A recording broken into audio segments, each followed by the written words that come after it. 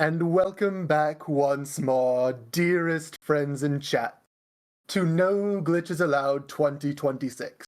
We have prepared for you the finale of tonight's horror block. Yes, Resident Evil Village, a modern horror masterpiece, will be brought to you as a race between Alexmeister and AudioIgnis. They'll be running VOS, no intro/siege, unless, that is, we reach $1,900 by the end of this run, and in that case we will get to see the intro as a bonus. So chat, please get on that as soon as you can! !Donate. With that said, Alexmeister and AudioIgnis, the floor is yours. Scare us with Resident Evil. Hello everyone, my name is Alex, and I'll be here together with AudioIgnis. Hi everyone, I'm AudioIgnis, variety streamer and speedrunner. And thank you, Alex. Joining us today as well is going to be our good friend, fellow runner Toby. Yeah. Hello, my name is Toby. I've been also running this game for about 3 years now, and I'm just here to help out during focus heavy moments. And I'm ready to see a very, very, very good race. Hopefully. All right, and with that, this is a very good introduction. Thank you guys, and also the bid war should stop right now because we would need to change the language of the game. Is there any info on which language won? Yes, we do have a last-minute update. A snipe has come in. $75 from Chance. No Nice. comment who donated for Russian to win the bid war. So thank you very, very much to all of our generous donors and Chance for sealing the deal at the last second. Alright, just as a disclaimer, you guys are in for a treat with Russian. So the thing is, if you like the castle and if you like Lady Dimitrescu, you will love this language. Heisenberg sounds really cool kind of in Russian, so you're in for a treat. So thank you very much guys for the donation, or for all of the donations, that is. Ignis, have you also swapped your language? Yes, though because I'm still somewhat new in learning this run, I am leaving the display language as English, though the voice language will be in Russian just for some lineups. Yeah, same as for To not me, confuse yes. me. The voice language is going to be in Russian, the display language is going to be in English, because we both have a very odd lineup with subtitles. Yes. So that's what we actually needed. Alright. So the category is VOS, Village of Shadows difficulty, meaning that it's the highest difficulty, no questions asked. The other intro, or the other category is no intro/siege, meaning that we will spawn in from a safe state, and we will start the run from there. Ignis, are you ready? I am ready. Does Toby want to count us down? Can do that. The race starts in 3, 2, 1, go. All right. Good luck. Thank you, thank Thank you. you. Good luck, you two. Thank you, thank you. Alright, so the first trick is gonna come up. We will shoot the fence, just to trigger the lichens and then de-aggro them. It's also possible to shoot the fence a little bit later, but this will make us run past all of the enemies right here. First try, hopefully. Hell yeah. And now comes the downtime where we can also talk about the intro or what has been skipped. Not quite as lucky in that I got shot. That was very unlucky. Oof. Oof. I will say So- that is just bad RNG. That doesn't usually happen to get shot. That's there. true. It really even- is. So the thing is about that trick is it's like dependent, of course. Even though you manage to squeeze by all the enemies, you still might end up getting shot in the back for no reason. So it's at the very beginning of the run, so you can always reset it as many times as you need. Just to make it a little bit fair, I'm gonna wait for Ignis to catch up a little bit, because that shot is just unfair. Yeah, that was It really a was. really unlucky shot. I just saw it like in the corner of my eye. Yeah, that was hella unlucky. I mean, understandable getting hit in the back, but that one was just unlucky front shot. I do have someone you can blame if you would like. Would it be RNG? Cassandra? We have a donor cursed on accident, it seems. $10 came in from Dante1792, who said, Ignis, it's way past my bedtime, so make this quick. I expect a second TV today. Thank you, Dante. I'll try my best for you. Yeah, thank you very much for the donation, even if it accidentally might have caused some RNG shenanigans.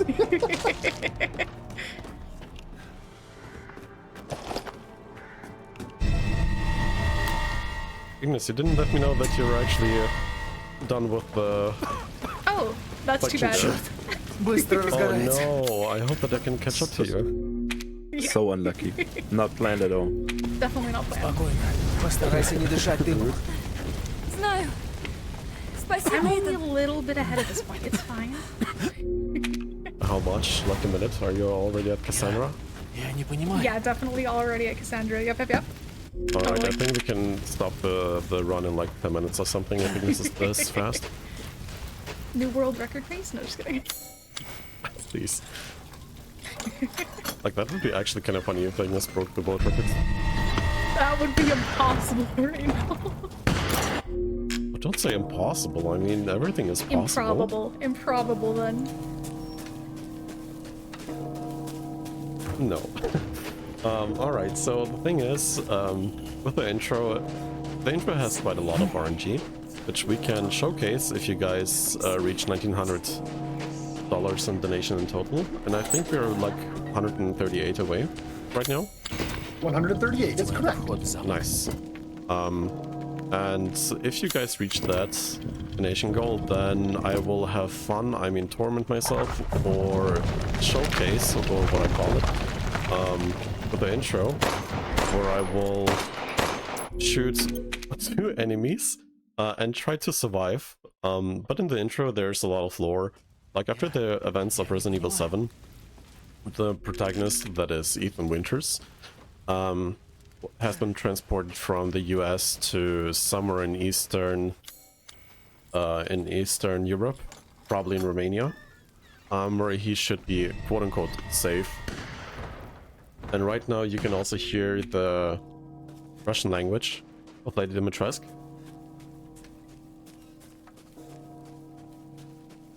Amazing voice actress in my personal opinion. But after Like, the events of Russia is Resident Evil really 7, underrated. yep. And Ethan has been transported to probably Romania after the events of Resident Evil 7, and then Chris just appeared out of nowhere, shot Mia, kidnapped Ethan, and this is basically like the introduction of the game, and then you wake up in the middle of nowhere because you got kidnapped, but then woke up, Мишь кровь.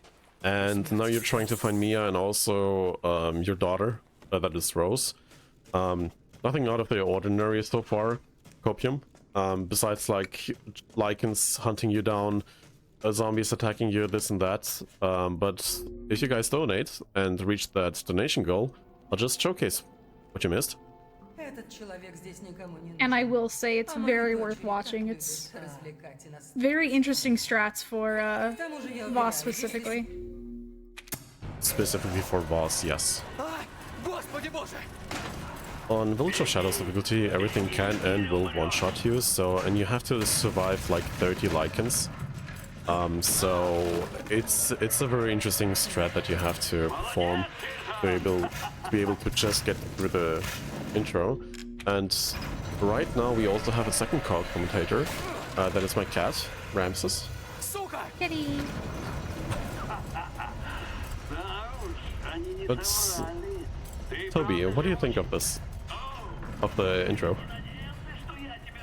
The Why intro do we general skip is, the intro just takes forever, It's super slow, but also really fun when it comes to lore. Like, you learn a lot. And over time, we just figured out a bunch of strats to make the intro as easy as possible. And those strats are really interesting. So if you want to see it, then definitely keep donating. I just missed a few bullets there, just to make it a little bit fairer for Ignis, hopefully. All intentional. I unfortunately missed the 2 birds, or one of the 2 birds there at the start, which is why I did have to reload. I don't know if it was mentioned, but money is very specific, especially for like this part coming up. So if I don't get those drops, it can mess up later parts of the run. So I did have to reset to get those birds specifically. Yep, you need 16.5k at the beginning. If you are not able to get 16.5k, you literally have to reset because everything else is just not going to be possible. Alright, there's an... I might have gotten... Nope, I'm good, okay. There's an upcoming scene with the Dimitrescu daughters, which is quite gory and brutal. And if you do not like seeing people hands sliced up, please look away right now, and I'll let you know whenever it's over. Like, it's a quite brutal scene, like, honestly, and whenever I was playing through it the very first time, it was like, oh my god, is it actually a thing in the game? And can I skip it? And the answer is, unfortunately, no. So, yeah, but you don't have to actually do anything besides, like, clicking one button and move the mouse once, and then you're set up, basically.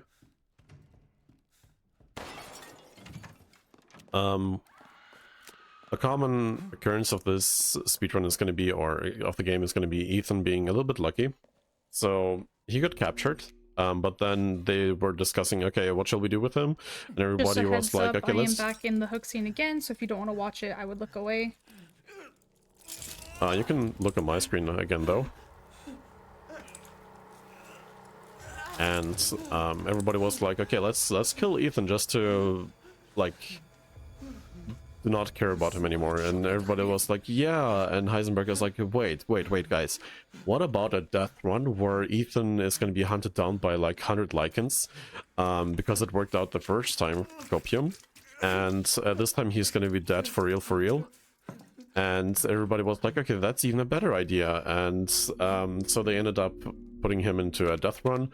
He survived somehow, because there was a small crevice behind a bulldozer, basically, and he got captured in the castle, and everybody is like, okay, let's hang him here and make wine out of him.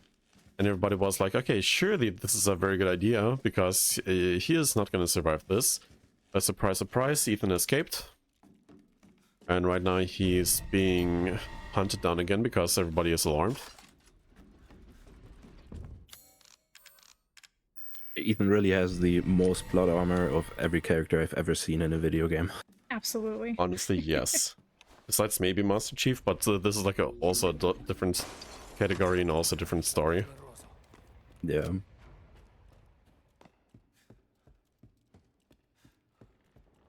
And another common occurrence is going to be being in the basement or being thrown into the basement, fly down or jump down into the basement. This is going to be the 3rd time already in this run that we are in the basement. Alright, so this puzzle right here, you just shoot this thing to open up a secret passage. And then you're resetting the checkpoint there, which is also going to be a common occurrence. Sometimes you're resetting checkpoints so that you either teleport yourself a little bit forward, or you just skip animations by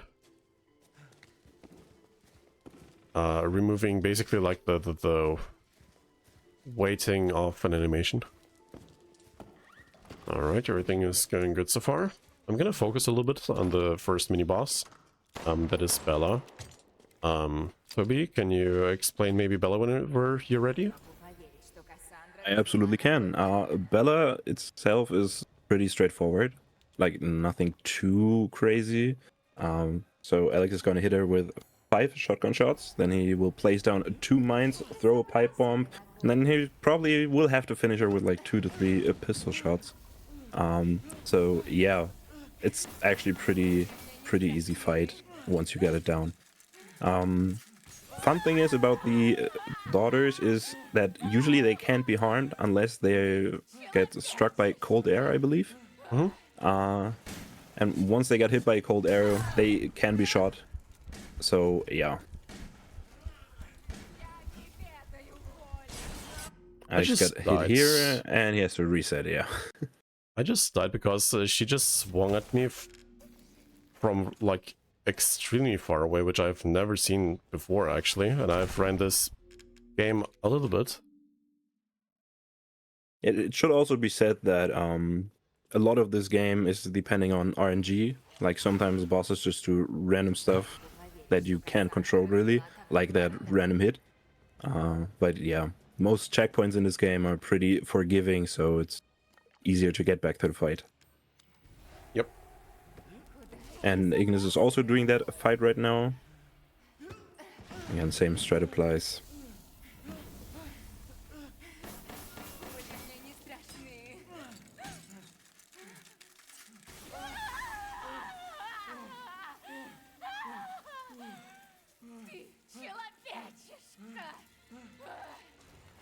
We do have a little bit more love in donations if you have some time.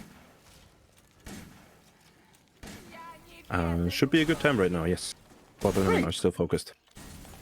Luke Lex Zero has sent in $10 saying, I've been hanging around for most of Ignis's speedruns, but the sheer difficulty of this one has had me hooked from the start. Good luck to both these Oh amazing my god. You got the reaction that you would have wanted. Thank you. very He much kept for his the promise. He kept his promise. But yeah, Ignis actually aced that fight. First try. Very good job. Because honestly, I would love to take a second and really give Ignis a very big shout out. Because I can't stress enough how difficult this run is. Like we're talking about you miss one shot and you fully reset type of hard. And Ignis basically learned this run in about 2 weeks. Just to be here for this race, and it's absolutely insane. Honestly, she's doing such an amazing job. Like, she's been through hell and back, especially with my pressure with the bosses on how to do them. Like, whenever we were working on, for example, Moreau, I was like sitting there and screaming, shoot, shoot, shoot, reload, run, run, Sheva. Honestly, it was needed. Just because you need some input sometimes. And it was very interesting. Shout out Yeah, to very big both shout out Alex to and Ignis. Toby because they have been goated patient teachers teaching me this run all this time, so.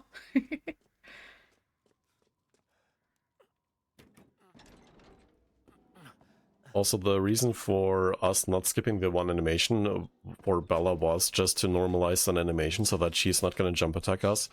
And instead we can just manipulate the AI a tiny little bit so that she's going to attack us in a certain manner.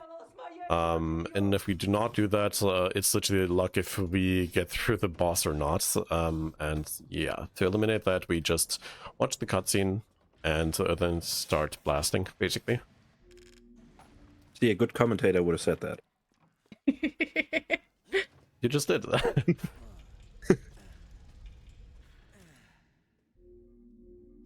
Alright, right here I was pause buffering to get the checkpoint there, and then you can just reset, and then you will skip a small animation where Ethan is landing, and then you're ready to full sprint again. Right here. So I just want to say that amazing first try. Actually, Ignis is is up right now. Like Alex, you're a little behind. No, it's okay. Go, Ignis, go. Go, Ignis, go. You know, I'll take it while it lasts.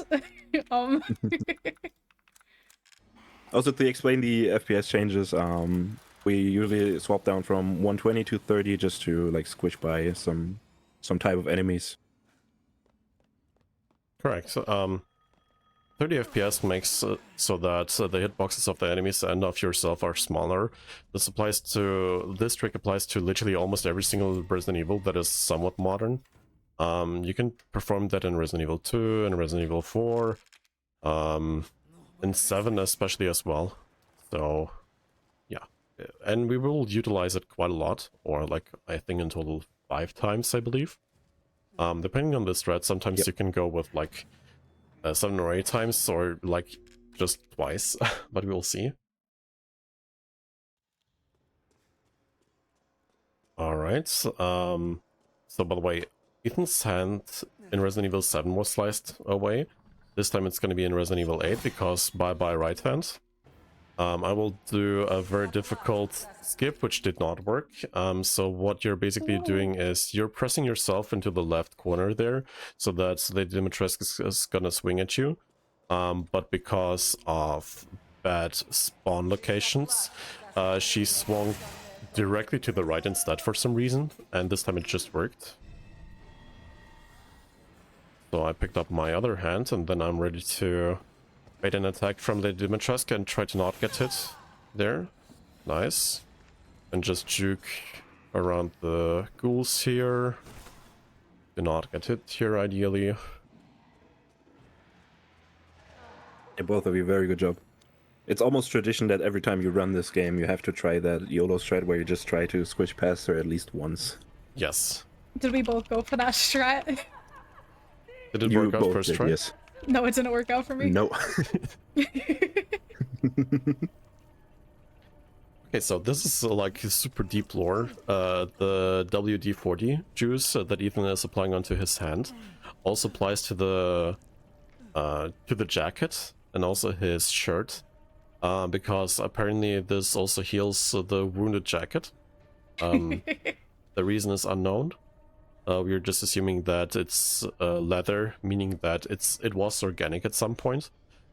So that's why it might regenerate itself as well, but this is a little bit of a stretch, maybe. Probably not. The lore of this game is extremely special. Let's put it like that. We don't question it, we just go along with it. Yes, so Lore is very basically... well detailed, but special. Yes, special, yes, very much so. I'm gonna do the most difficult puzzle in the game, that is the piano. You play the Nightingale, I believe. And that's it. I always mix up the notes there, so I have to like spam the buttons until it's actually over. Yeah, there are 2 types of players, and you actually saw those 2 types. You have players like Alex that just mash buttons and hope that it works out. And then you have players like Ignis who actually memorize the puzzle. I don't know why that puzzle was an easy one for me to memorize, but that one works for me.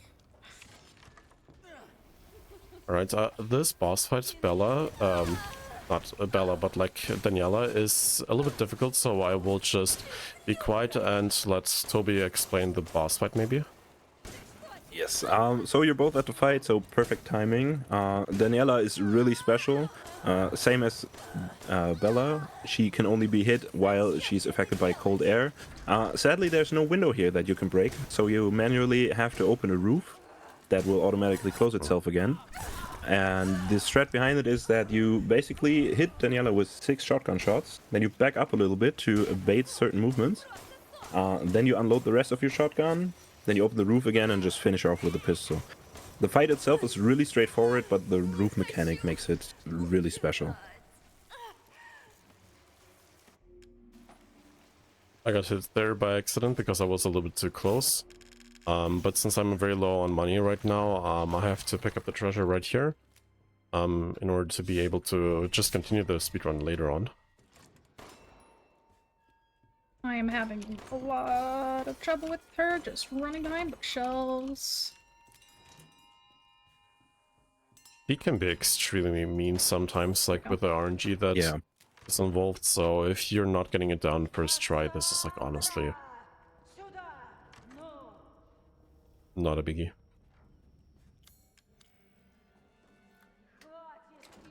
That's a very good job from both of you. Thank you. Nice recovery, Ignis. I'm gonna try to go for the YOLO strat at Cassandra. I would say Cassandra is probably the easiest of the sisters, at least for me, because it's very, very, very straightforward.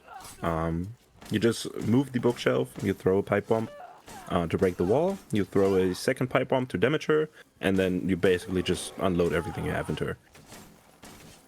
Basically, yes. You shoot her until she's basically dead. Yeah.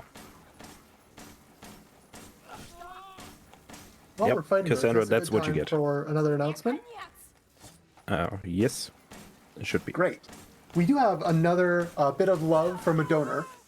Good luck, Alexmeisteer. But don't forget, you. why would Cassandra, do all of this? That comes $20 from Etherwolf. Thank you very much for your donation. And with Thank you. With all of that, we are $108 away from our milestone incentive of getting to play the intro at the end of this run for that all-important lore to set up the run that just finished. But we do also have another bid war opening up. So all donations contribute to the milestone. So if you donate to the bid war, you will still be putting money in towards the Resident Evil Village milestone. That bid war is for Isopod, our opener tomorrow. At the end of the game, we need to free 4 out of 6 bugs in order to advance. But what happens to the other 2? We could save the frames and leave them to their unknown fate. Or we can save them, wasting a little bit of time, but getting the group out as a whole. The choice is yours, chat. So please get your money in if you are able for that, as well as to push us towards our $1,900 intro cutscene milestone incentive. Oh my god.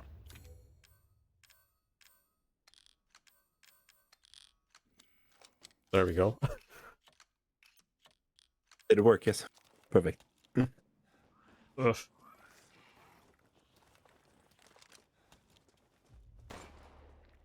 So the thing is, I just struggled with the Tetris. In Resident Evil 9, which I'm also running, you just move the items around with holding left click. Right here, you have to press shift and then move them. And then you have to confirm with F, whereas in Resident Evil 9 you can just like close the inventory and that's it. So every single time I'm like swapping the games, I'm so confused on how to do it. Oh my gosh, I understand that. Very understandable. This one confuses me with the inventory. I'm not gonna lie. Also, my RNG is not the very best, to be honest with you. I really hope that you're doing a little bit better.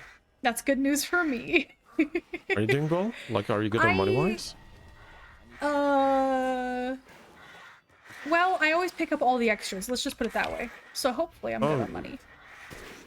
By all the extras, I mean every single drop that I can get, I get. Also, Yes, both of them now have the sniper rifle, which is arguably the most important weapon of the run. Yes.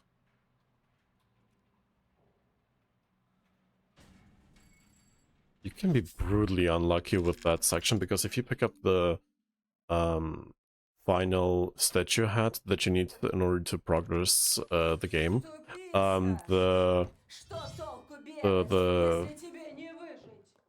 flying ghouls basically can one-shot you and kill you, and resetting the whole section until you're back at hold on, P, J, and R. I just misclicked there. There you go. You have to reset over, like, and walk back the whole section, meaning that it's just keeping yourself alive is already very good enough.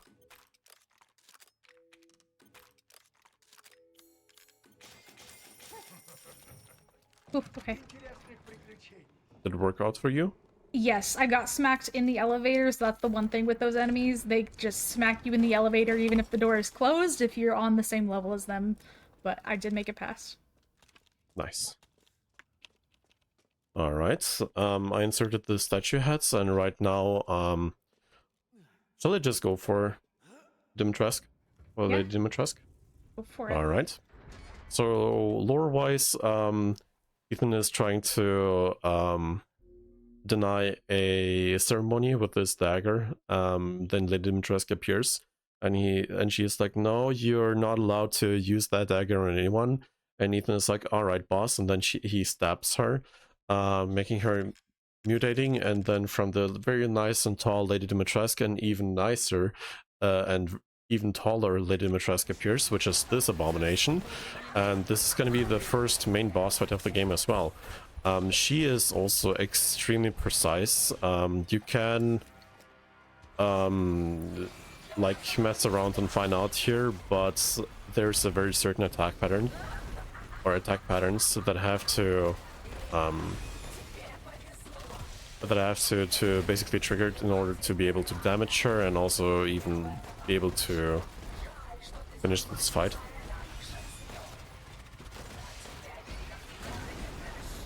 So basically all of her attacks patterns can be baited by her HP, as you can see on the left side of their screens.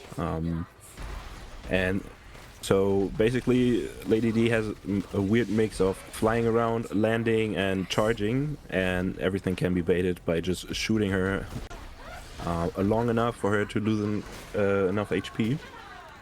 So the way, or the reason why it's so precise is because while she's flying around, you want to hit her weak spot, and the weak spot is basically her main body on top of this flying creature, so it's really hard to hit.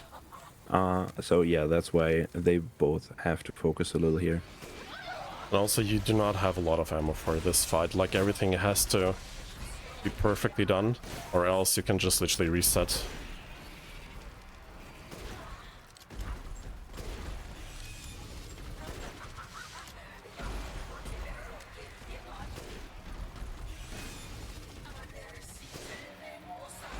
But so far Alex is doing a really good job.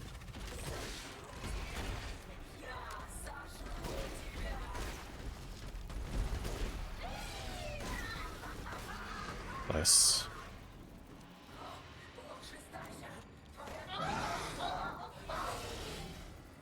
Alright, this was basically phase 1. The second phase is they didn't trust being very close to me, and she's gonna hunt me down in this tower. And I just have to evade her attacks, which sounds difficult, but it's gonna be actually very easy.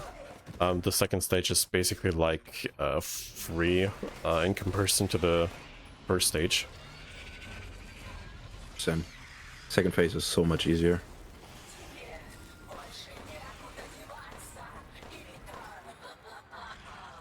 You just have to shoot her down until she has 3000 HP, then there's gonna be an HP check, and if she's below 3k, then the game is gonna reset her back to 3000 HP, and then you can start actually shooting her.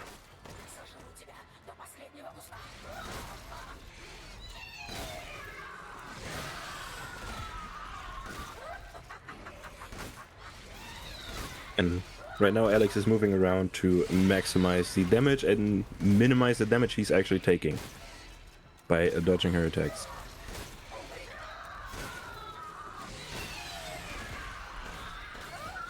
Nice.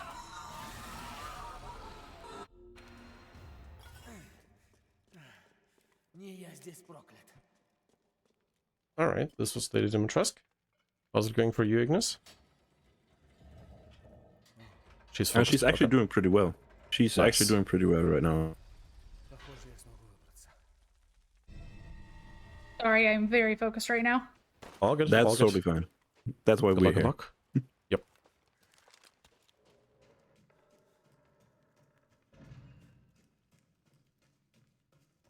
I'll let Ignis focus until she's ready, then I'm gonna explain the plot here, which is also quite weird, to be honest.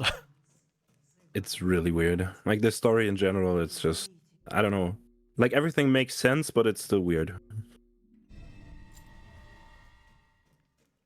But if you're into Resident Evil, then you're already used to this, honestly. Like Yeah. the story being weird and this and that.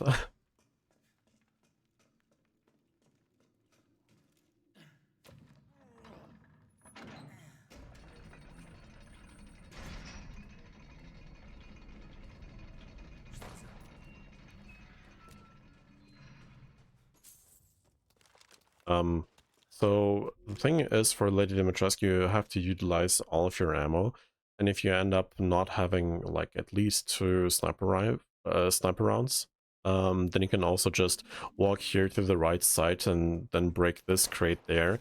There's also more sniper ammo, and you will need that for the upcoming section with the lichens. So that's why you can just pick it up, and then you're ready to go and continue the rest of the run. Otherwise, it's going to be brutally difficult. And I would not recommend trying to squeeze by the next few enemies without sniper rifle ammo. It's important to pick this up. This section is basically for free, but the next section is a little bit more difficult without that sniper rifle ammo.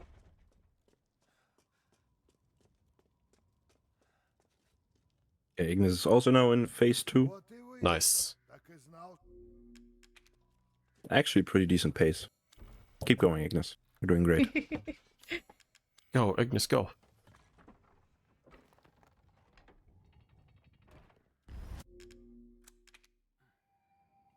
Какого черта?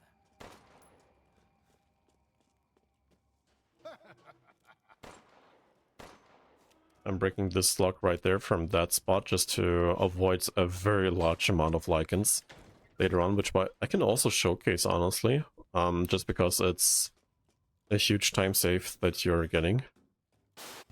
I'll pick this one up for some extra money. And right here you will need 2 sniper rifle rounds, so first of all I'm gonna shoot this guy or boop his nose with a sniper rifle 1 time.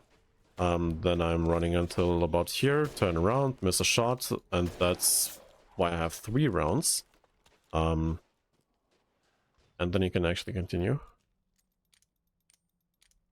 So there are a few puzzles in this game, and luckily you do not have to rely on RNG for the solutions, which is not the case in some other Resident Evil games, mainly in the original ones, where the solutions are basically randomized.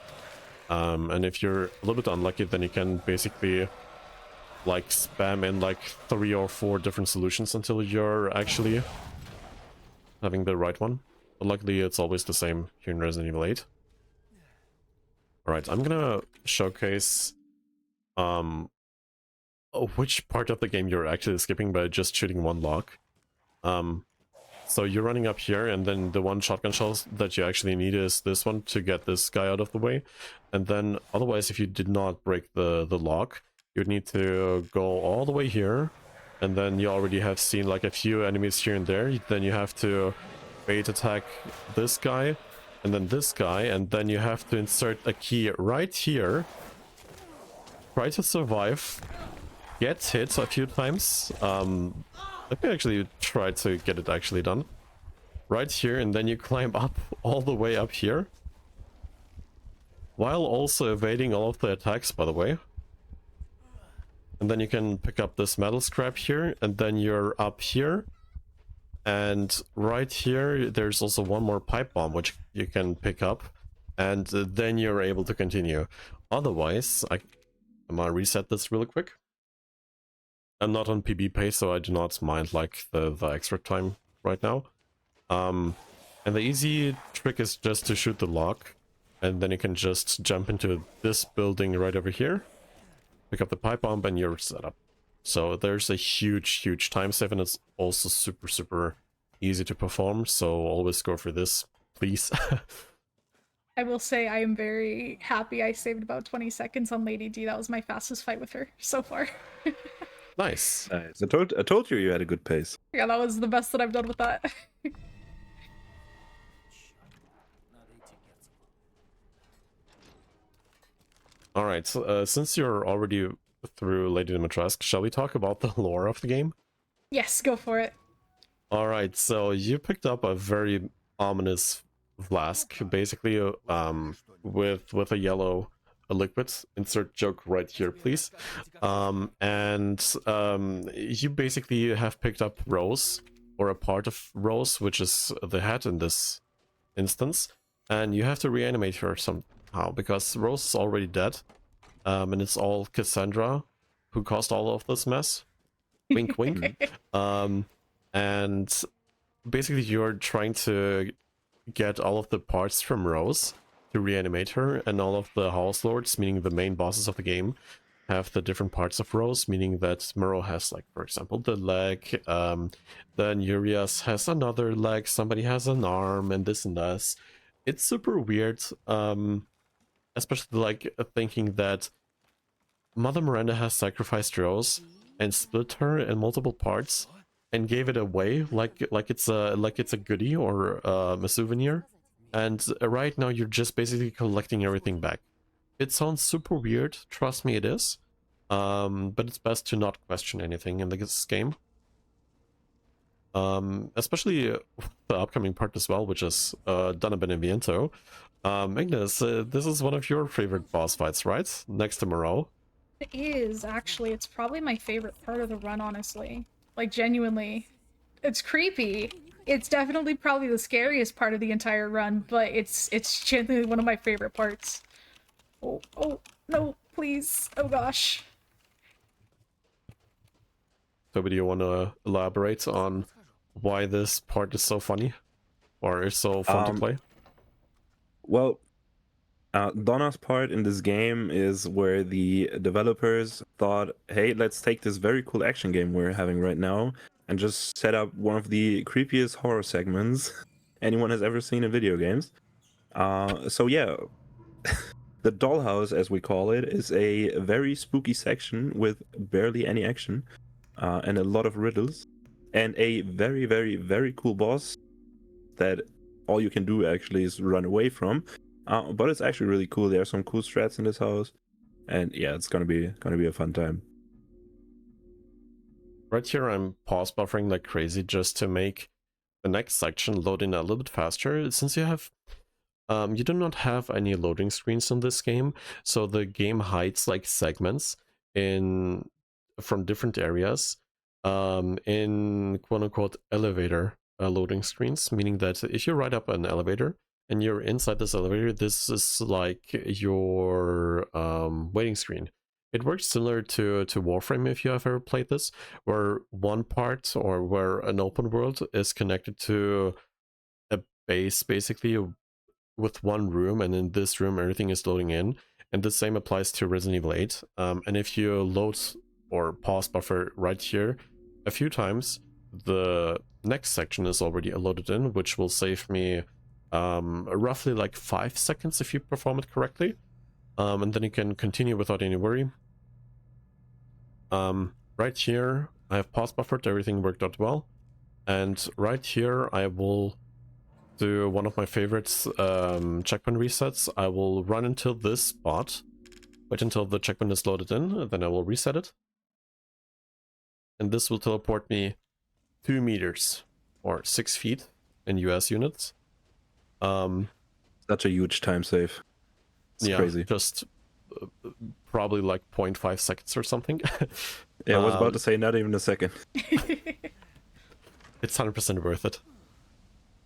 You know, Alright, with so Resident in the Evil long run, games, it actually it's is. all made up of 0.5 second, 0.3 second time saves, let's be honest. Yeah. Literally, yes. Sorry, games go.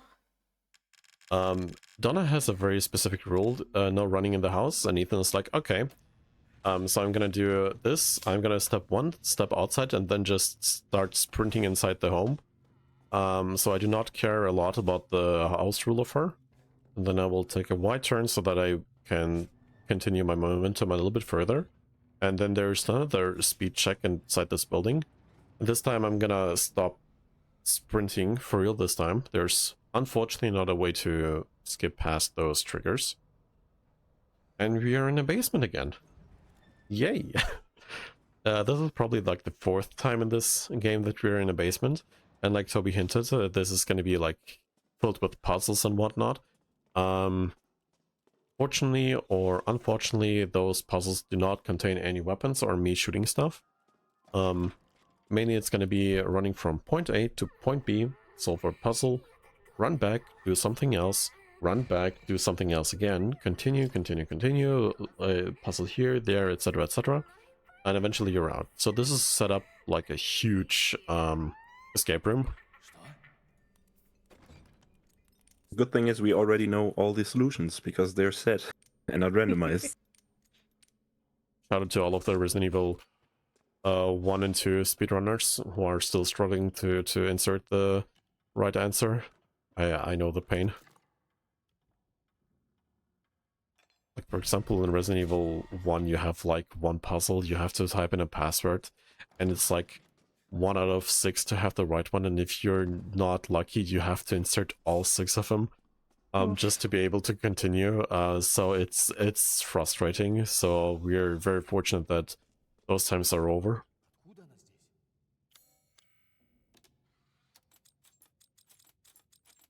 While you both are completing this escape room, is there time for me to chime in? Yes. All right.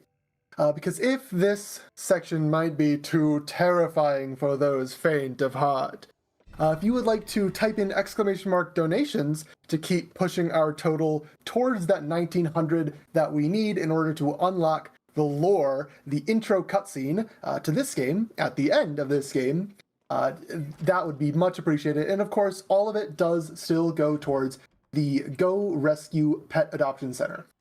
In addition to your monetary donations, Go Rescue is always in need of supplies to keep the pups happy and healthy. They accept dry and canned dog food, bleach, cheap paper towels, laundry detergent, furniture, and even vehicles. You can go to gorescuedogs.com and go to the How Can I Help tab to find their Amazon wishlist. Let's help out the pups.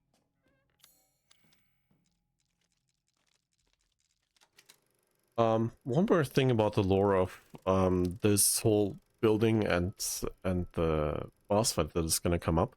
You have seen the section before I was like inside the mansion. There was a lot of fog everywhere. And the reason is not it being Silent Hill out of nowhere. It's more like there's a special plant planted literally everywhere, and this is functioning like a neurotoxin, so to speak. The people who are breathing in this fog, which is Ethan, in this instance, they will start hallucinating and see their worst nightmares. And for Ethan, it has something to do with Mia and with his daughter Rose, as you have seen, because Mia appeared out of nowhere, and then also Rose appeared out of nowhere. Rose is going to come back again, but in a slightly different way. And then he's hallucinating that Mia is ill, Mia is not doing very well, like she's very depressed. And for Rose, that she is like unhealthy. And that's why more pressure is applied onto him whenever there are random calls and different voice lines from Mia, where she is like either crying or having a depressive episode. And it's like, if you're playing through this casually, it's very depressing. It's very harsh to play through this, because the atmosphere is so like spooky as well and like daunting on you. But luckily, we as speedrunners do not care about this. This sounds brutal, but we literally do not care about this because we're just skipping every single thing left and right and know just the solutions and just make a run for it. Right there, we visited Samara from The Ring, and she told us basically in 7 days we're gonna die. We're not gonna need 7 days to play through this game. Not even 7 hours, that is. So we're just skipping, and in the background you're hearing Rose crying. And Toby, do you know what happens next with Rose? I have absolutely no idea what happens with Rose. Ignis, do you know what happens with Rose? No. She's having a lot. So I don't know where you're at. the reason why I'm asking this as a joke is Rose is a mess. Like right now, whatever Rose is not Rose. And What do you mean? whenever Ignis She's was playing still through a this, totally cute, nice baby, right?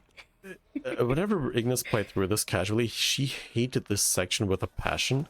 And I was like sitting in my chair giggling because I love to play through this section because it's like very straightforward and a very nice break from the action. That is the rest of the game. You know, it's By the funny way- that you say that because, yeah, I've started to love this section, but playing through it casually for the first time, I was so terrified of this section that I nearly just quit it altogether. Meanwhile, all of the Resident Evil speedrunners are just Pepe laughing in their chair, like hee Yup. hee hee, this is so easy.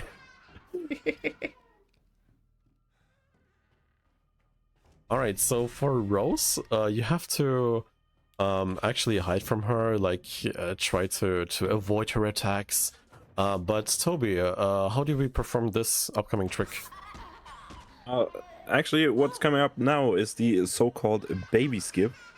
So Rose is coming, as you can see, cute as ever. And Alex is now swapping down to 30 FPS, and he's waiting for a very specific movement and just Okay. gets eaten, apparently. Okay. We gotta practice that. Okay, Baby Huh? skip is very precise, to be fair. yeah. I haven't died here in like a hot minute, so I was very surprised getting eaten there. It doesn't matter how full HP you are, Rose is always gonna one-shot you. Yes. I think my timing was a little bit off.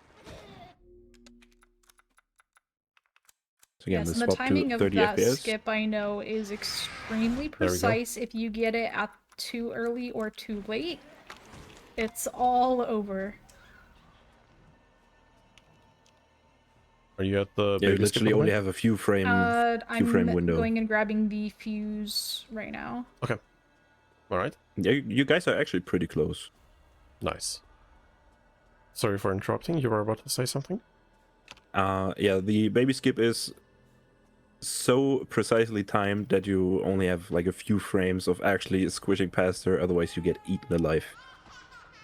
And after some time it gets easier, like you have some cues that you can go by, but practicing baby skip is tough. It's really tough. Speaking of the baby skip right now, there's an attack animation that I want to really showcase. Since Rose is trying to walk, and usually babies like trip and fall sometimes whenever they're having their first steps, I'm gonna showcase how it's gonna look like for Rose.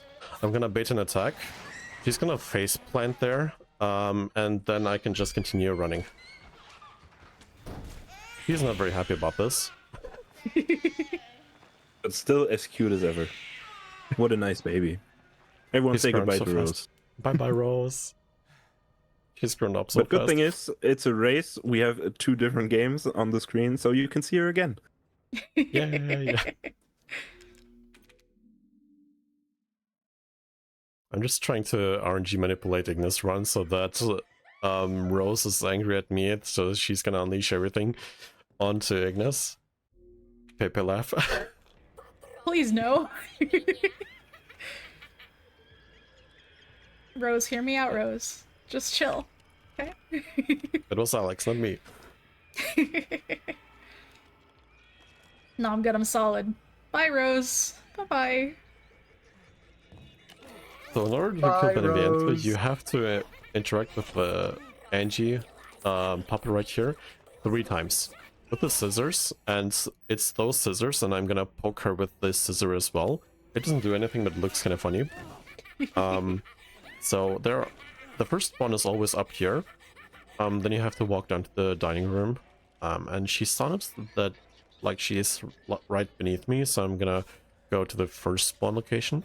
There are 2 spawn locations right here, and she is at the very good one. Now I'm gonna pay close attention to the sound cue after stabbing her, which also sounds weird, but it is what it is. She sounds to my right, so I'm gonna go to the right here, and then I can interact with her again. And that was basically Donna Beneviento. Ethan was hallucinating every single thing in this room, or in this house, so it's not even like fully explained if anything was real. But what was real is he was literally getting a pair of scissors somewhere and killed Donna Beneviento with it, which sounds brutal, and it truly is. But it's best to not question anything in the lore here in the game.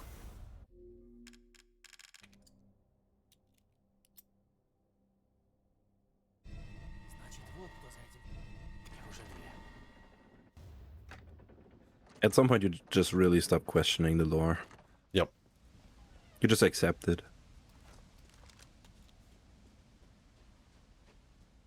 But I must say, Dunban Neviento has a very nice view from her mansion. Like, I would live there as well. Oh, yes. I love her entire area.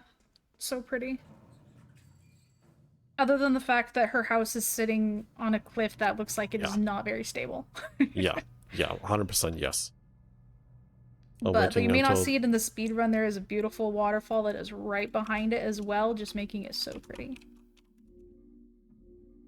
I'm doing the pause buffering again, just to showcase how much time you're investing in RTA to gain like a few seconds out in RTA, and in LRT I mean. Ignis, I believe that you're not doing this trick at all, right? Correct, I'm not. I haven't learned the timing for that kind of trick yet, so I will not be showcasing it.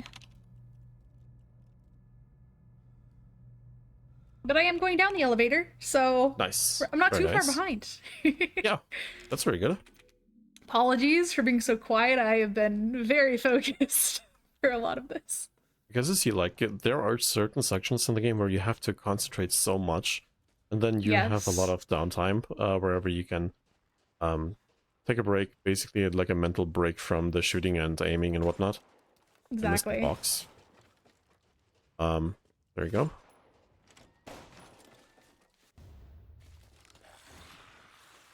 Oh, nothing good. Alright, so I'm just gonna squeeze by all of the ghouls here.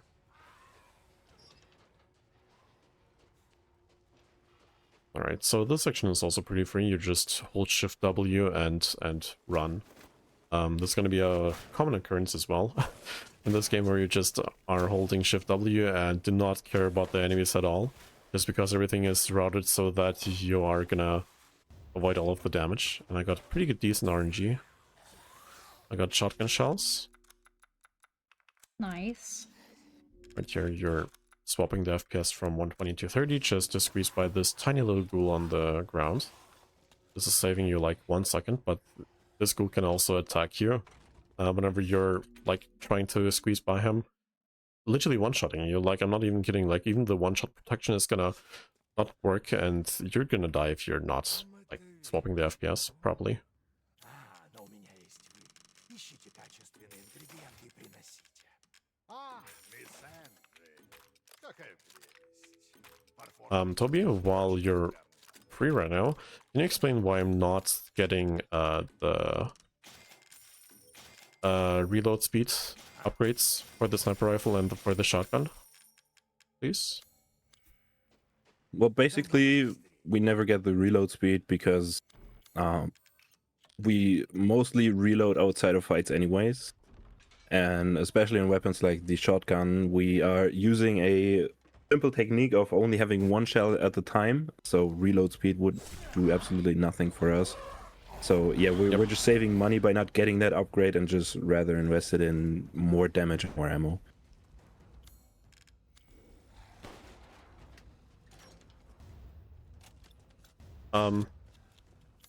Something very nice about this game, there are some puppies on this game as well. And those puppies really want to play sometimes.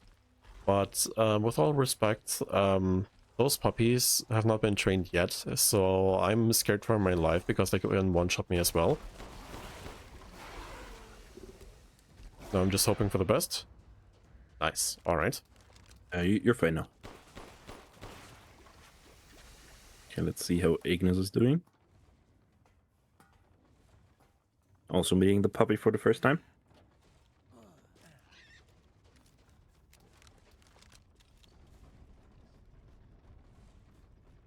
Oh, that was Also the wrong key.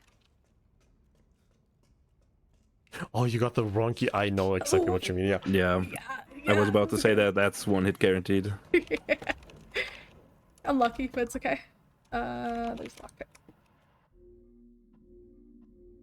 But you're usually pretty lucky on the way back, so you should I be have this fine great now. strategy of just not making eye contact and begging the dogs to have mercy on me as I run past them and hope that they just don't hit me at all.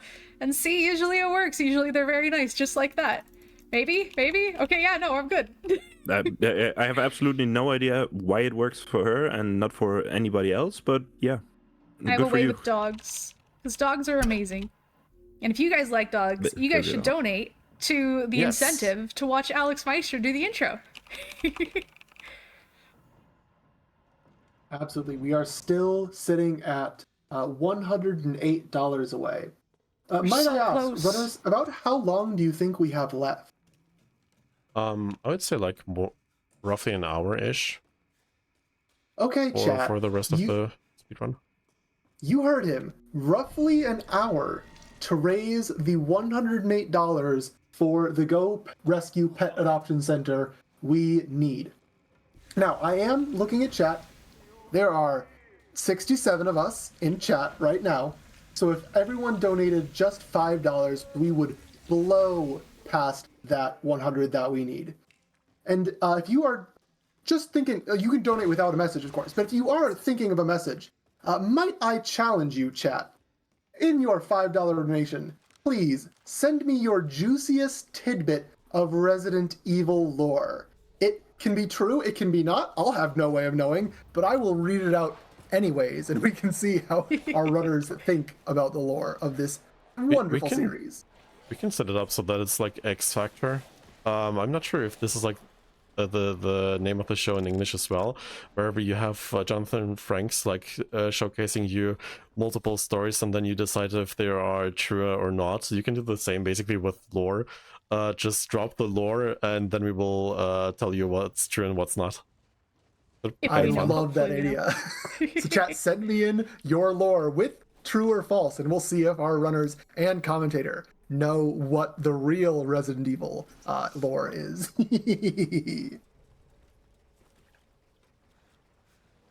I'm gonna go first. So Ethan Winters, hands have been sliced away 2 times in just Resident Evil 7. And all that... Okay, this is a weird animation. And he had his hand tucked to him with just needles. Like, not even like WD-40 juice, but literally just needles and hopes and dreams. Что за лаборатория? Just a staple gun. All it took.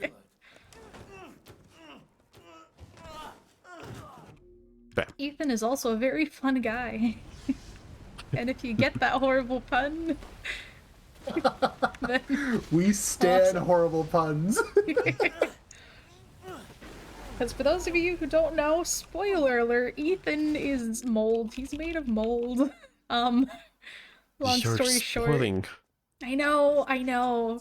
But you know, you gotta wonder why he can just glue his hand back on. That's not exactly normal human behavior. No, this is like your opinion. Ethan is perfectly fine, healthy, and does not have any plot armor, and is a regular human being. He's a fun guy. I love that pun.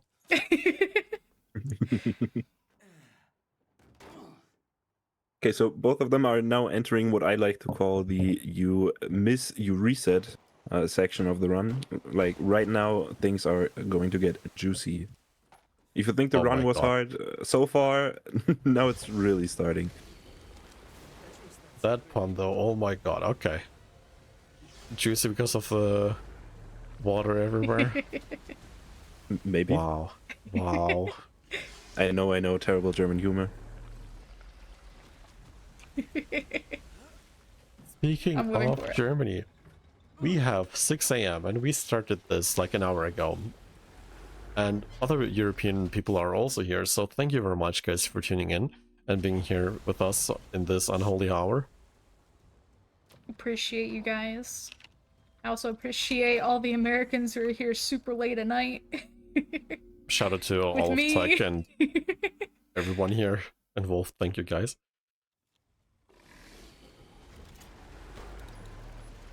Alright, so the solution to the previous question, if this is true or not, is actually true. So Ethan's hands were sliced away like 2 times, and then at some point he used a staple gun to just have it connected to his body, and then afterwards he eventually like poured some WD-40 juice on it, and then it recovered, so to speak. So it sounds absurd, It truly is. But it's Ethan. We love him.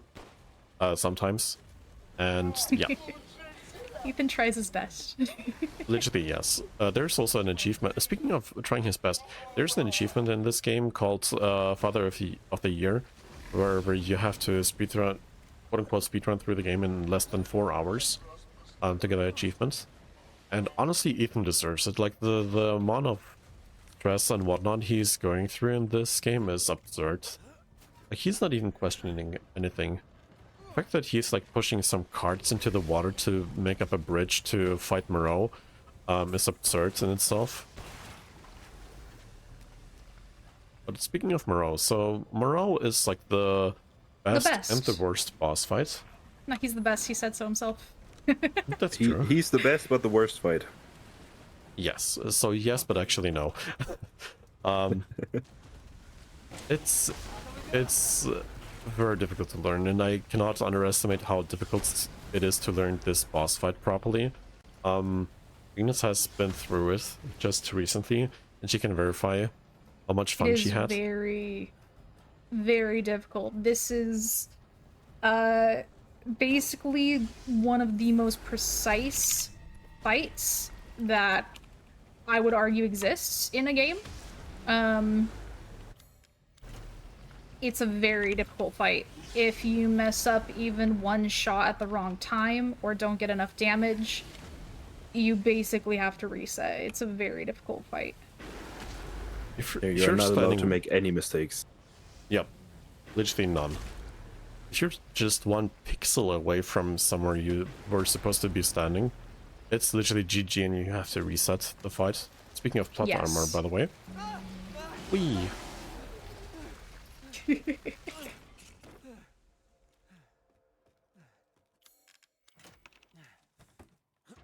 For that reason, practicing Moreau is both torment and like it will teach you patience, lots of patience, lots of aim actually as well, and timing. Like just practicing Moreau will set you up for the rest of the game basically in terms of patience. It's both the hardest run and the most satisfying whenever you get it. Yep. Alright, so lore-wise, we have had those two mills that were disconnected from each other. And I used the power that was running through them to open up a dam so that this creature that is Moreau, he's the best. The water is drained and then he's going to be vulnerable. Otherwise, if he's inside the water, he's just invincible and cannot be damaged at all. He can one-shot you, literally one-shot you at any point of time. But right now, I'm gonna focus on the boss fight and show you what I mean with precise fight. Good luck. Yeah, good luck on that fight. Thank you. I think the most important part to mention why Moreau is so special is he's by far the tankiest boss in the entire game. Like when you check his HP, I believe he has 26,000. Yes. For comparison, Lady D had 9k. So there's a huge difference. So we had to come up with some pretty interesting strats just to make the fight not only fast but like possible in the first place. So yeah, Alex is basically just manipulating Moreau in a way that he moves and uses some certain animations that will make his weak spot appear, so we can just deal as much damage as possible. And yeah, his weak spot is that little human creature inside his mouth. I had to reset the fight there. Yeah. Sorry for interrupting. Just because Moreau just didn't get any damage from the one explosive barrel there. If I cannot get him damaged there, then it's literally over and I have to reset. Sorry for interrupting. No, all good. It's actually good that you showed that because it just proves our point how difficult this fight is. Like one single mistake, Moreau standing wrong, or you're shooting too late, you're shooting a pixel too far to the right, and the entire fight is over and you can reset. Like it's really super difficult. All right. No. And that's why I Moreau like just to call this blocked section me. "You Missed Your Reset." Yep.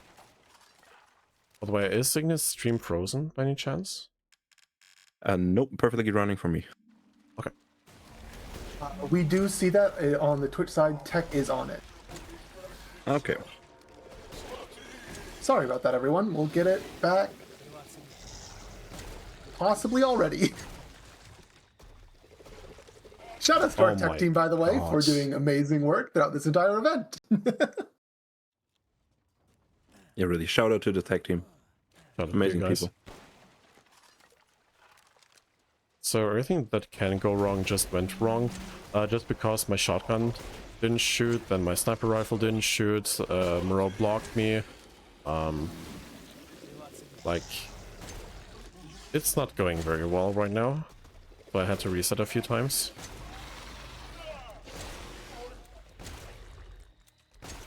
It's actually really nice to you. Please. Thank you. So yeah, Ignis is currently setting up what we call the death trap for Moreau. She's placing down mines next to an explosive barrel. Then we bait Moreau in, wait for a certain attack. He slides into the mines, all mines explode together Oh with my- the barrel, and that's some good damage. I believe it does around 9k damage, if I'm not mistaken. And the rest is just keep shooting him.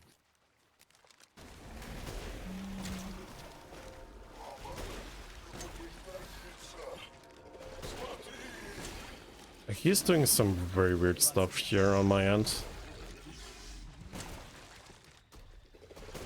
Yeah, he's really not behaving for you.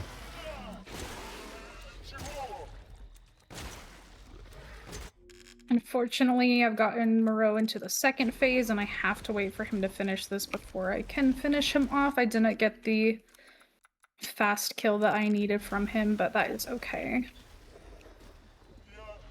Can bait his attack. Still doing great.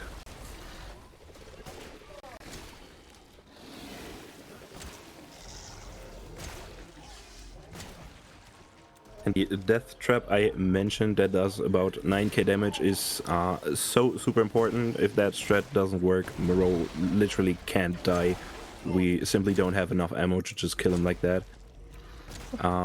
So yeah, we have to set it up perfectly, and Ignis is done with Moreau. Very good job. Nice.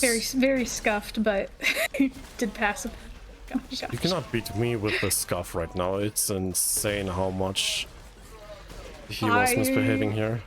I can believe it, trust me. I'm gonna have to go back in the VOD press, I forgot, and check out all the fun stuff that Moreau sent you through. Funny stuff. Moreau just likes to troll. Literally, yes. It's... I haven't seen some animations in literally years. So that was interesting. Let's put like that. Fun. Also, I do have to correct myself. We would be able to kill Moreau, even if the trap doesn't work, with our knife. And it would probably take about 15 extra minutes. And we don't have 15 extra minutes, so we have to pray that it works. Okay, I almost killed myself Nope. here. But you got the very fast kill. Very good job. You got the fast kill? Nice. Yep. And I'm finally done with Moreau as well. Thank you for the patience. Hell yeah, GG's. And currently, Ignis is ahead in the race, so glad for that. Hell yeah. Just keep up the pace and you win. Go, Ignis, go. Yeah. With all respect, I think the stronghold is gonna be interesting, let's put it like that. The stronghold is, I have more trouble with Urias than I have with Moreau, I'd say most of the time. Urias really is a struggle for me. Urias, for some context, who we will be coming up to see soon enough, is another boss that is very precise with the shots and the timing, and kind of the only way to really ask him is to just practice being quick enough, and it's not easy, to say the least. Yep. Yep. Like in general, to run this game, you really need aim. Yeah. Because Urias is like Moreau, you miss one shot and the entire fight is over and you can reset. Ooh, okay, that's a dog. Oh, I didn't think it would follow me that far. Ooh. That's fun. It's fine, it's fine. Okay. Puppy wanted some attention, probably, right? It really I wanted some rarely see attention. that It followed me past dog the tree. follows you that Like, far. Past That, the that was tree, crazy. okay. Past the tree, it went all the way down. It really wanted to say hi. What? Okay. Just give Puppy some head It wanted to be on pats. stream. Yeah. It wanted to be on stream. It wanted to say hi to all of the other puppies that we are raising money for with our donations. And you guys, if you haven't donated, make sure that you do. Raise money for the puppies. And make Alex play the siege, because it's going to be really fun and really funny to watch him suffer through it. Trust me. I've watched it and it's great. Thank I do have a you. tiny update on that if you have time. Absolutely. Yes. We have passed $1,800 already. Let's Thanks go. to $10 coming in Nice. from none other than our producer right now, Osborne, who says Hey. 1.8K. We're less than $100 off from getting to see the intro. Help us out, chat. Thank you, Osborne, so much for getting us past 1.8. Yeah, we're within Thank you, $100. Oz. So, chat, please, if you are able, send in your donations. Potentially trip up our runners with the most fake sounding true Resident Evil facts or the most true sounding fake Resident Evil facts that you know. And that $10 did also go towards Save the Frames for tomorrow's Isopod Save the Frames versus Save the Bugs incentive. So all donations can go towards that and our milestone at the same time. 2-for-1 deal, chat. Please, let's keep moving. Let's go. And now, I imagine, oh my gosh, you're not too far behind me, but I have entered the stronghold, and this is not the nicest area for me. I feel a little RNG because you can get smacked a lot by these lichens. Oh yeah, They're for not sure, very yes. friendly. But we're just trying to open the gate here, opening the first one there. I didn't need to do that, but that's fine. I think one of these guys is going to be in my way up here for the first time, which is gonna be fun. Oof, yeah, getting hit a lot here, going through a lot of health, unfortunately. Oh boy. Yeah, those arrows are really not liking you at the moment. Yeah, that Or maybe they is, like you too much. this stronghold is not being nice to me. Not at all. I'm focusing on right now to not get hit or smacked rounds. Understandably so.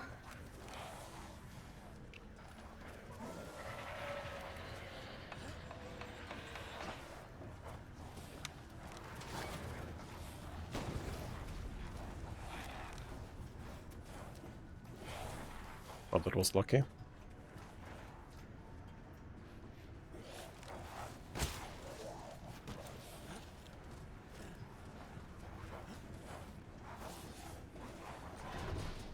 I got very lucky instead.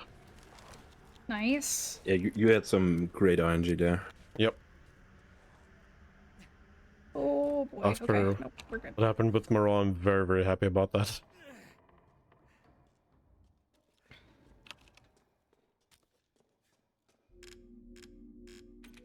Oh, I'm real nervous here. I'm not gonna lie, just because I'm gonna, yeah, get smacked. Oof. Okay.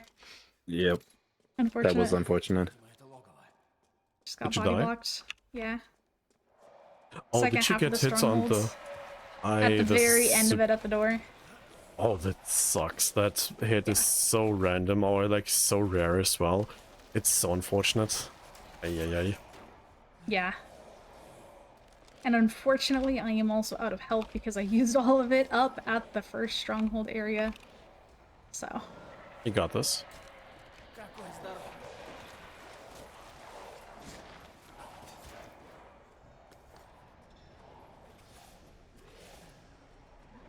Please don't smack me. Okay, never mind. I get smacked. Urias is going to be the next main boss of the game. And Urias' boss fight is basically, you shoot him until he has no HP. But if you mess up one single shot with anything, it's GG and you have to reset.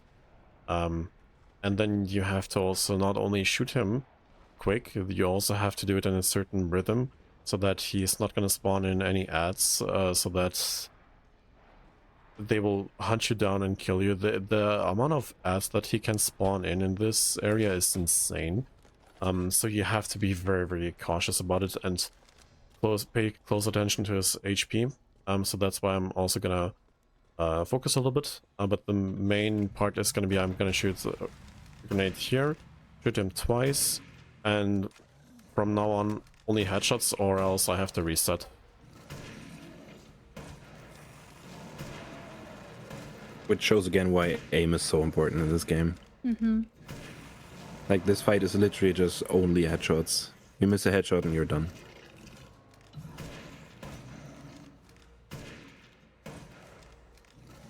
So for some reason one headshot just didn't register at all from the sniper rifle. I do not know where or how or why. But it should be fine, I hope. I can compensate for Yeah, that. You should be okay, yeah.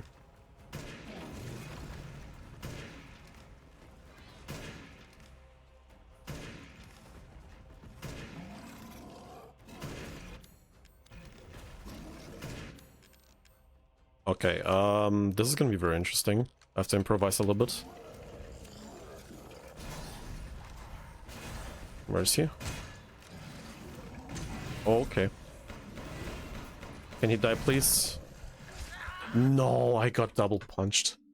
Okay, this is super unfortunate. I have to reset this fight. But there you saw how many ads spawn in.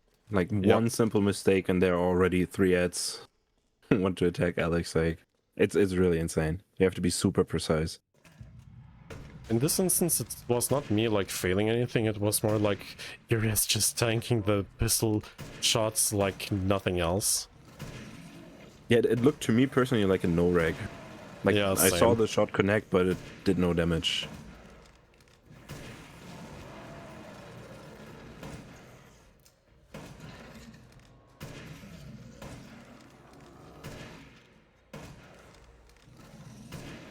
There we go.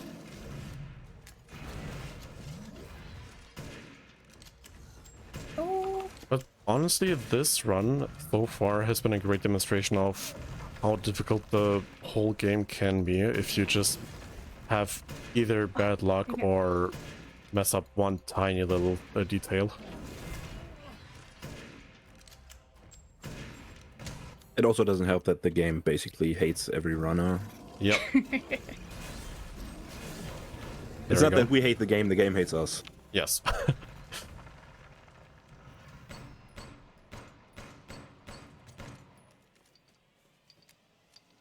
Where is it? Hello? There we go.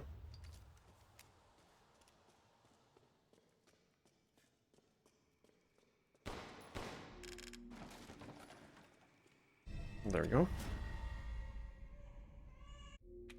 Alright, I'm gonna skip a cutscene, which is actually very funny because Ethan is just yelling at the TV. Where Heisenberg tries to convince Ethan to help him out with this grand plan of killing Mother Miranda. And Ethan is like, how dare you to utilize my daughter as a weapon? And then he's just rambling and yelling at the TV, and Heisenberg has put up some signs for Ethan on how to get to him, because he... Okay, this is very weird, okay. Because he found out that Ethan is probably not the smartest cookie in this area, but he is incredibly lucky, so he has to rely a little bit more on unorthodox methods on how to convince Leon. Not Leon, Ethan. This game with Leon would be kind of funny, though. Like It actually would be now that you mention it. Like all of the story relevant backflips and puns and jokes and everything, that would be kind of hilarious. Hitting your eyes with a roundhouse kick. Yeah. Oh yeah. Я безмерно счастлив, что вы вернулись живы. Speaking of your eyes, Ignis is absolutely not behaving for you. No, he is not.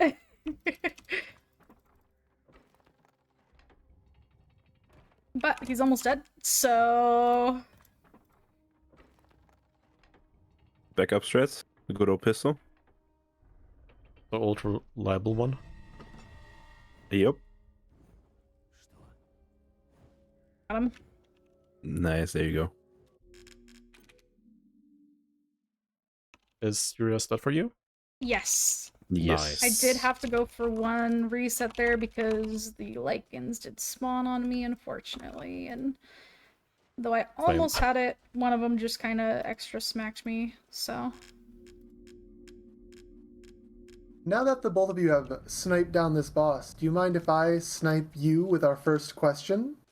Yes. Oh, let's go. Awesome. We have $5 sent in here from Etherwolf, who I know is watching in chat, so you better get this correct. For all three of you, is Sheva best girl? True or True. false? True. I have to stay true to myself and I say false. Then you're just Ooh, wrong. we How got rude. dissent. But honestly, Toby's more of an Ada person, so 1000%. Regardless of Ada, Ada's good, but Sheva is the best.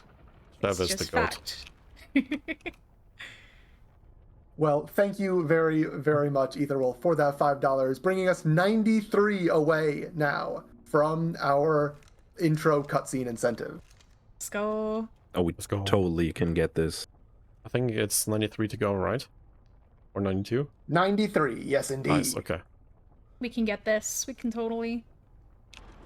Trust me, you guys, you really want to watch it. It'll be really fun. I'm not even saying that lightly.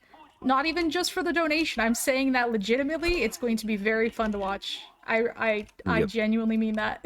It's not going to be fun to perform, but it's going to be fun to joke That's about exactly why it's going to be so fun to watch.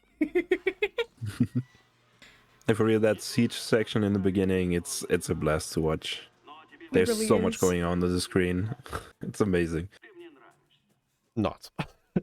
it's Not for the player, but for the viewer. Yeah. Yes. For the viewer, it's super funny. It's got some very fun, interesting strats in it too. Like, it's very, very worth a watch, in my opinion.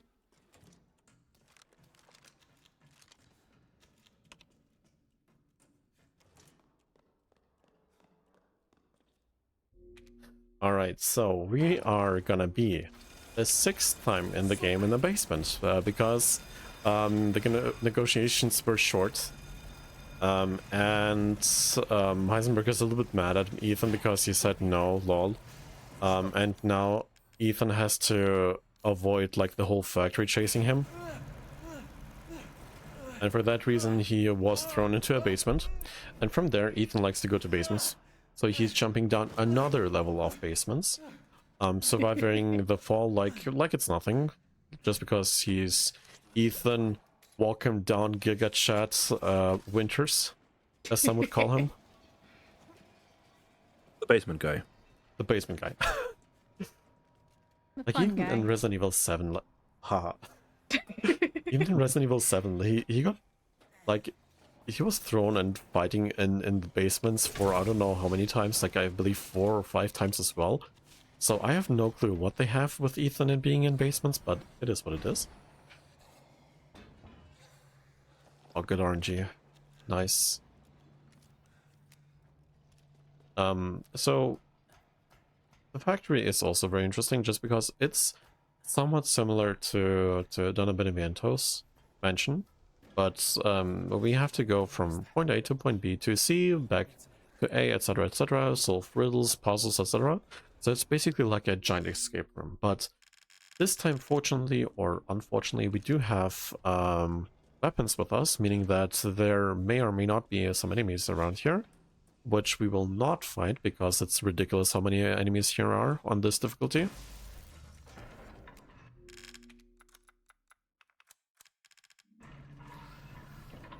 Okay, they were I feel like we should also nice. explain why Village of Shadows is so difficult. To explain it, Village of Shadows was meant to be a New Game Plus category, which means you play the game once, you have all your equipment, maybe maxed out weapons, you do a lot of damage, a lot of healing items, maybe even some buff from the foods you can craft. But we don't like that. That would be too easy. No, yeah. So we run it on New Game with the base equipment, which is why we do barely any damage. We barely survive anything. So yeah, it's fun. It's fun. I feel the pain in I'm that not trying to hide the sentence. pain. No, there's absolutely no pain in my voice. Speaking of 9, we're just basically saying no to every single enemy that is attacking us, and pray for them not hitting us. And the funny thing is, so there's a Panzersoldat. Like, as you have guessed, Heisenberg is probably German or German speaking. That's why we have Soldat 1, Soldat 2, Soldat Jet, Panzersoldat. And I'm running around that corner so that the Panzersoldat here is just forgetting that I exist. They can run up and pick up this item again. Insert it right here, and the worst section of the entire game for me personally is coming up. Where I have to deal with an insane amount of RNG for no good reason. Other than the game being mean. It's the Gears room. Ethan did not want to go up that ledge, Ignis. Yeah, What that was ledge. That ledge is just the real boss of this game. Let me tell you. Honestly, that was the final boss. You can spam crouch to squeeze by it a little bit easier, or just to climb up a little bit easier. But still, you have to like hope and pray that Ethan knows what a ledge is. Yep. Unfortunately, there for fun me, fact, he you can't really jump. did not. Like Yeah, you can't jump in this game, so you just have to hope for the best. Oh boy, the jumping is needed actually, just for that section alone. Just for that one single ledge. Yep. It's ridiculous how bad Ethan can be sometimes. But we love him. He's a funny guy. In my personal opinion, Ethan is honestly a really nice guy. It's funny to play as him, and like the lore is pretty insane in all honesty. But there's quote-unquote worse. All I have to mention is 6, and that's it. We don't talk about 6. Yes. Do not talk about Resident Evil 6. So basically, Resident Evil 6 just doesn't exist for us, guys. So we're never mentioning it or talking about it. Sounds like it would be perfect if someone wanted to, say, stump you with some trivia about the series. Yes. Let's do Perfect it. timing. Unfortunately, I do know the lore of Resident Evil 6. Oof. Same. Ow. Okay. Sadly, yes.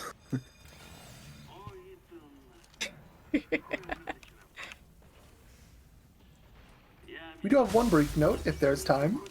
Yes. All right, no comment on this, but we do have $10 from Mariadoc100. So thank you for that donation, Mariadoc. That went towards saving the frames for our Isopod bid war tomorrow. Frames are now up $20 to 0 for saving the bug. So if you would like to see that change, or if you would like to send in some tricky Resident Evil trivia, or if you would like to see the intro segment for this game, get your donations in, ! Donate in chat. $83 remain. That has to be met by the end of this run. Thank you, Mary. Thank you.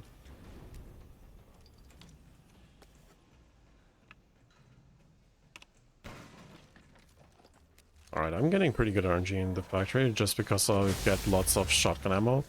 And I will 100% need as much as possible for Heisenberg. Or for the second stage of Very him. lucky. I have not been so lucky. It's been giving me a lot of handgun ammo. Oof. Yeah, the not worst the best. thing to get is literally handgun ammo, just because it's useless. It's honestly useless. Okay, everything is collected. Oh, yeah. Gosh dang it. Happens to the best. Путь будет долгим. Got a little stuck on one of the guys there.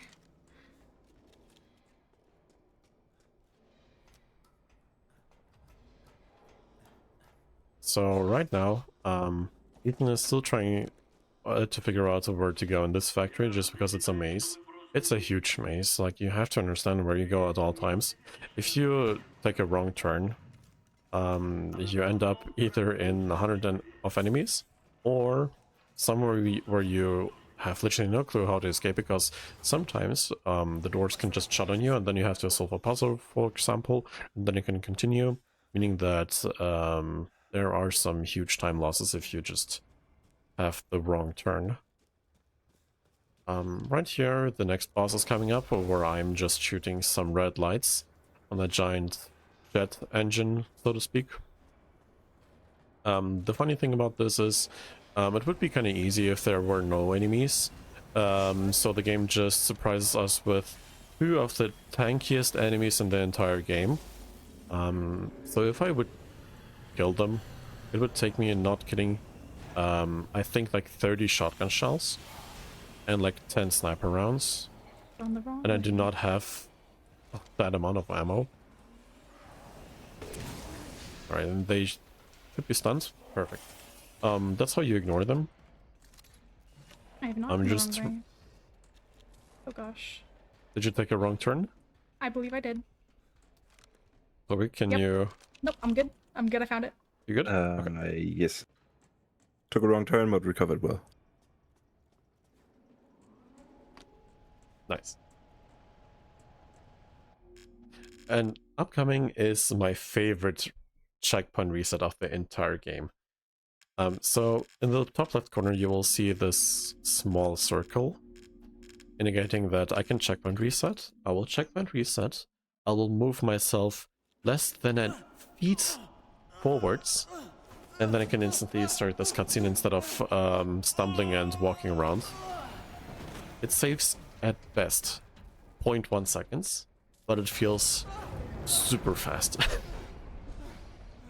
0.1 is really generous. Not Yes. sure it even saves that much. But it feels like you're saving like tens of seconds there. It's insane.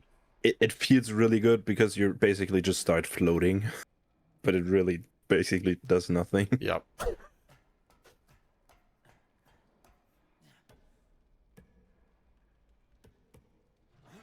I see you, Mary, with a pun. That would be an Ethan Winters joke, or Leon S. Kennedy voice line. Speaking of Ethan Winters, unfortunately there is only Resident Evil 7 and Resident Evil 8, and also Resident Evil 8 the DLC with Ethan, and afterwards nothing. The reason for that is going to be explained later. And in Resident Evil 9 there are a new protagonist, mainly Grace, introduced.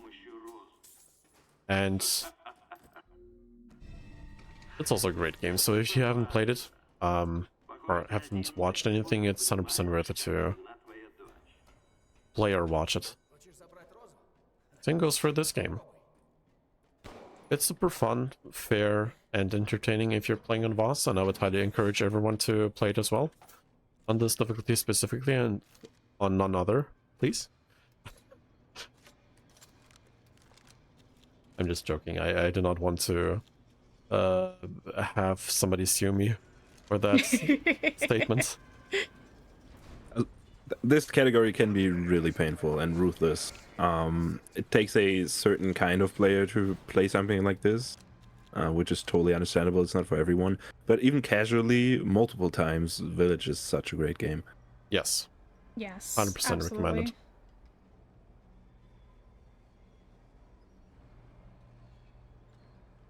Believe it or not, even with getting lost there, I saved about 45 seconds. Nice. Very good.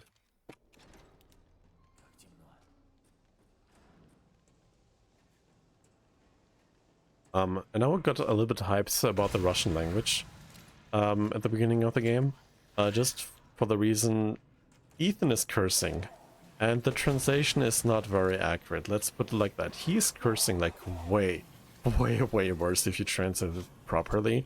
So whoever was the translator was very generous with the stuff Ethan and everybody else is saying. Like, the insults are insane on this language.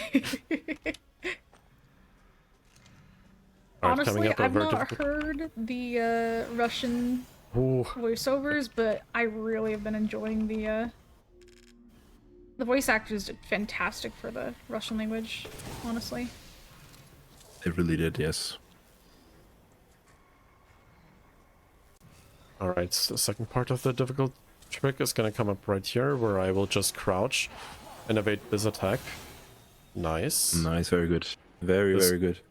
This guy has killed a few runs in the past few days and weeks, so I'm very happy that it actually worked out there. And right now I'm gonna FPS swap again to squeeze by this giant guy, and it worked perfectly. Sometimes you can get unlucky and you have to push him all the way down the hallway just to squeeze by him. Alright. The RNG is really on your side right now. That's really good. Yeah, I'm very happy about that. I won't lie, I've gotten really, really lucky with my drops because I did not have enough flash grenades for this, but it has dropped me 3 herbs that I needed. Oh damn, okay, that's super rare. Incredibly lucky. Basically, without these herbs to craft the flash grenades, I kind of would have been screwed on this entire part, so very lucky. Yeah, not getting those herbs is basically means runs over. Yeah. Like that's how lucky Ignis just was. That's why you see me pausing and going back to the crafting screen continuously, because I've just been crafting kind of as I go as I get these herbs throughout it. Coming up is Sturm. Sturm is one of my personal favorite bosses in the game. Just because it's literally a point and click kappa. You point the gun at him and then click to hit his weak spot.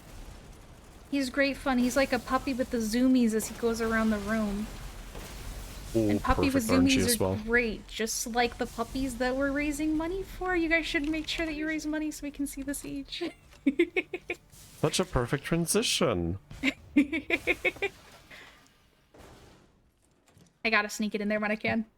By the way, this is not scripted, like we're actually that much into dad jokes on stream, off stream, like every single time that we're hanging out, it's dad pun after dad pun, so I like puns. keep them coming. That's all there is to it. We really love puns, yeah. If you guys have any Resident Evil puns that you want to add onto a donation there, we would love to hear it. That would be great, and I would be more than glad to read out your worst possible puns to throw our runners off their balance, and, of course, to support the Go Rescue Pet Adoption Center.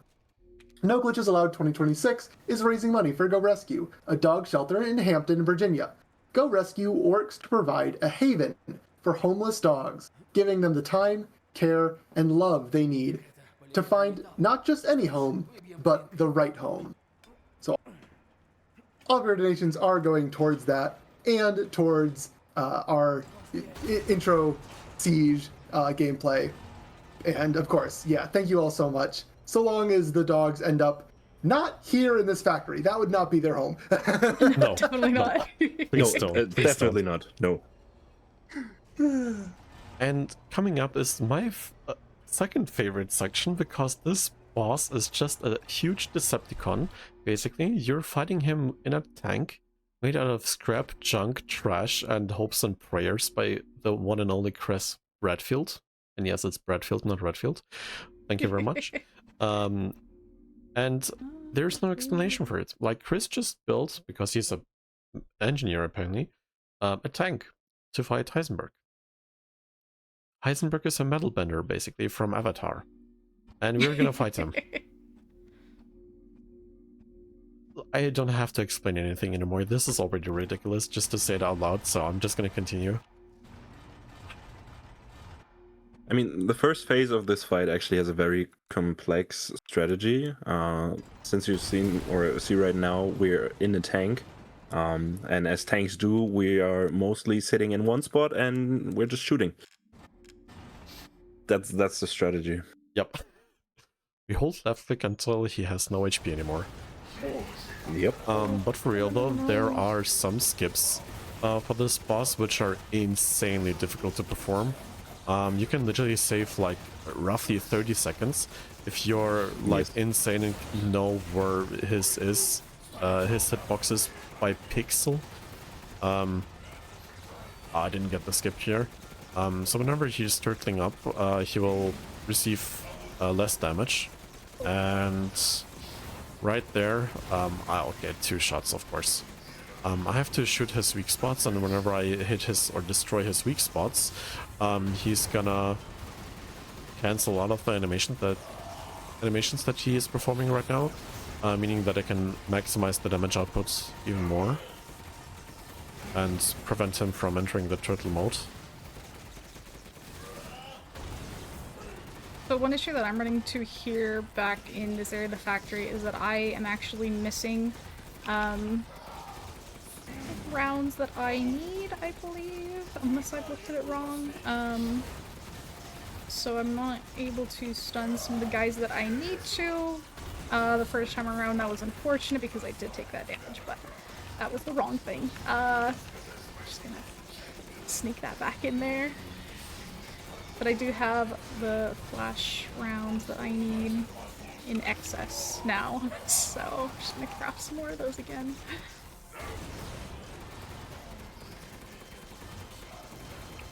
You can still recover from that. Yeah. Was able to manage to skip his second turtle animation there. There we go.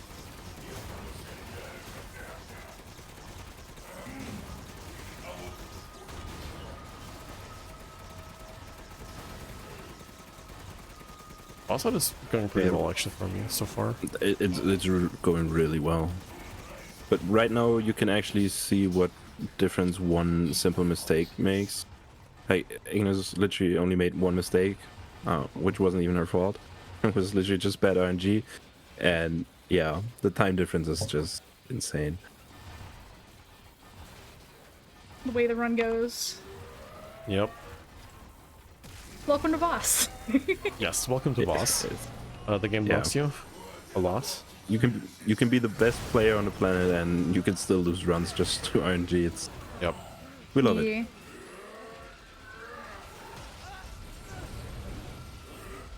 And how about the second stage? So the second stage is basically free because all you have to do is take out your trustworthy shotgun, stand literally right about here, wait until he's staggered, and then you're just gonna shoot his weak spot right here, and that's literally it.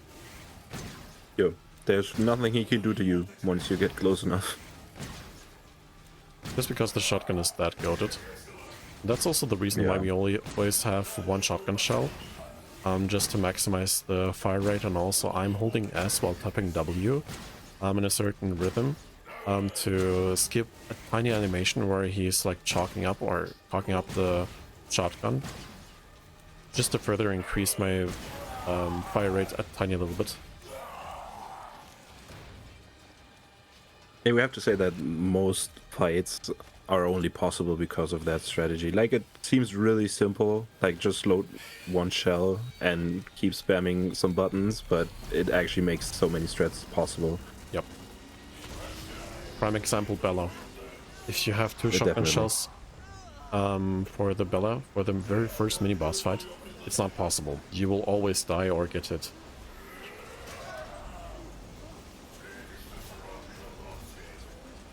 And I myself am just going back for a safety save here, just so that I don't have to repeat stuff with helicopter face in case things go south for me.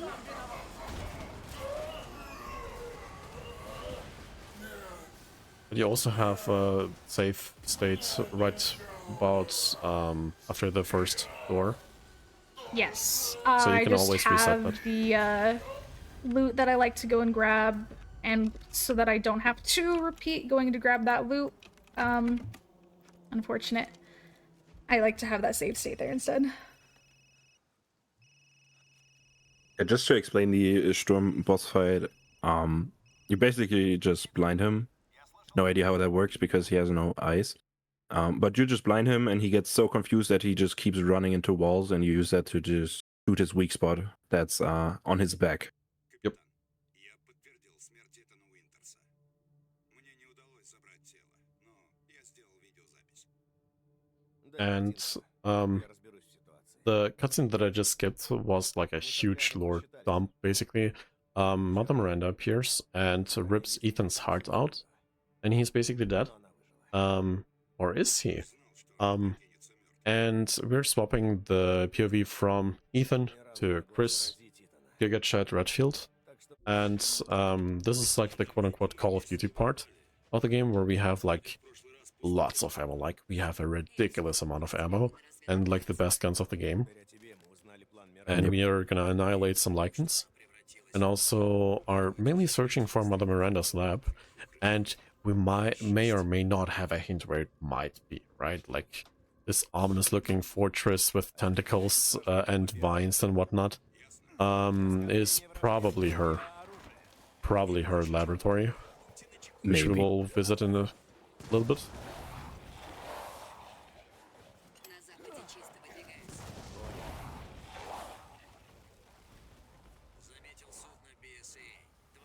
But yeah, the Chris section is actually, for me personally, even though it's the most action-packed, it's the most chill section for me. Yes. Just Same because here. Chris is so overpowered.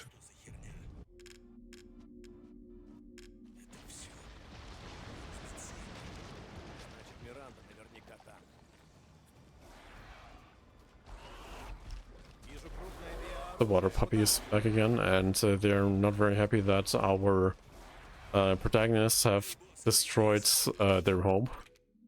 So they're gonna try to hunt us down and ask for head pets, of course.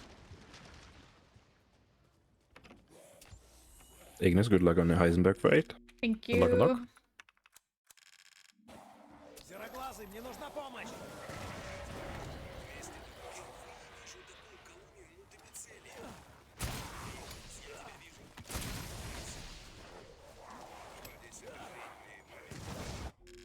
Perfect. What I just did was pause buffering first, and then swap the FPS to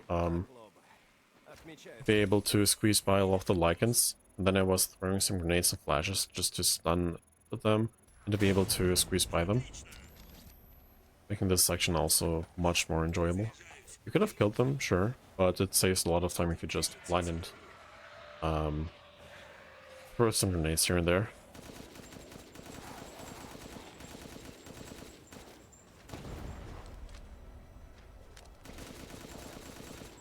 Alright, now I'm just waiting for the Lycans to appear, just to shoot them. And then I'm gonna shoot another predator missile on this huge vine, just to break it in order to be able to continue into the secret laboratory, or not so secret laboratory. Gonna throw one up here, just to stun them, and then I can walk around and grab some items which I will need, and then I can continue to throw a flashbang in just a moment to flashbang everybody, and then I can just shoot a missile on top of me, basically. There we go. I will basically shoot a missile onto my head. Chris survives this because first he's stubborn, Chris. and second of all, he's Chris. Alright, the upcoming section is my personal favorite boss of this whole game as well, or my third favorite. I would say like Moreau, then Lady Dimitrescu, and probably Urias are my most favorite ones. Moreau being number one, and my least favorite, and Urias is also very up there. The reason is there's a lot of skill involved and a little bit of RNG here and there. But I aligned my subtitles up with the... Okay, thank you, Chris. I had to line up with the subtitles so that I will throw the grenades in a certain way so that it's gonna hit Yuria's Strayer, or Yuria's brother, 100% of the time. You do not have to do this. This is like a me thing because I like lineups. And this was like the best lineup that I can come up with. So yeah, why not? It's actually probably the most unique fight in the game. Yep. Because every time you fight him it's different, because he's probably the only enemy in the game which actually switches up his attack patterns. Yep. You can make him do a certain animation, which I can hopefully showcase. Perfect. Alright, so this was a set pattern. Everything else from now on is RNG, and I have to adapt constantly on the attack patterns. They are luck-based, yes, but also distance-based. So for example, if you're standing further away, he's gonna do other attack animations than if you're standing closer to him. And what you want to do is try to make him always do this animation first, so that he's set up for this attack pattern right here. And ideally you are far away enough to also shoot the laser. Should be fine. This should be fine. It should be. Yep, this is fine. Nice. And then you just unload an ungodly amount of ammo onto his back, which is his only weak spot. If you're hitting anywhere else, you're dealing like 10% of the intended damage. And right now I'm just trying to bait an attack like this and then walk to the right, saying, haha, get baited. I do this, and then it should be up any second. There we go. And he's far away enough so that I can just chill, load up the shots, and then just continue shooting him. The boss fight was a little bit suboptimal just because one attack pattern has had his weak spot covered quite a bit, so I had to shoot him a few more times, which is still very fine. And right here I'm resetting the checkpoint so that I can just pick up his treasure and continue. Ignis, how's it going for you? Just finished off Heisenberg. Nice. I'll actually try Very to good job, go... Ignis. Hell yeah, GG. I'm gonna try to go for a very funny bug where I will throw a grenade in front of me to make Ethan's Chris whole hitbox or like model go dark. I hope almost. it works. No, unfortunately not. So if you're Aw, timing your dang. grenade perfectly and it's gonna explode like on Chris' head, he's not gonna die, but instead his whole model's gonna go like pent up black. It's just one black blob that you're gonna run around in. The timing is super precise, and sometimes it works, sometimes it doesn't work. But yeah, it's ridiculous if you see it. Do we have just a brief moment? Yes. All right. Hi, I just wanted to say hello. Welcome in, Raiders. You are watching No Glitches Allowed 2026. We are at the very tail end of our horror block festivities. And we are really hoping that we can raise $1,900 cumulative. That is 83 away by the end of this run.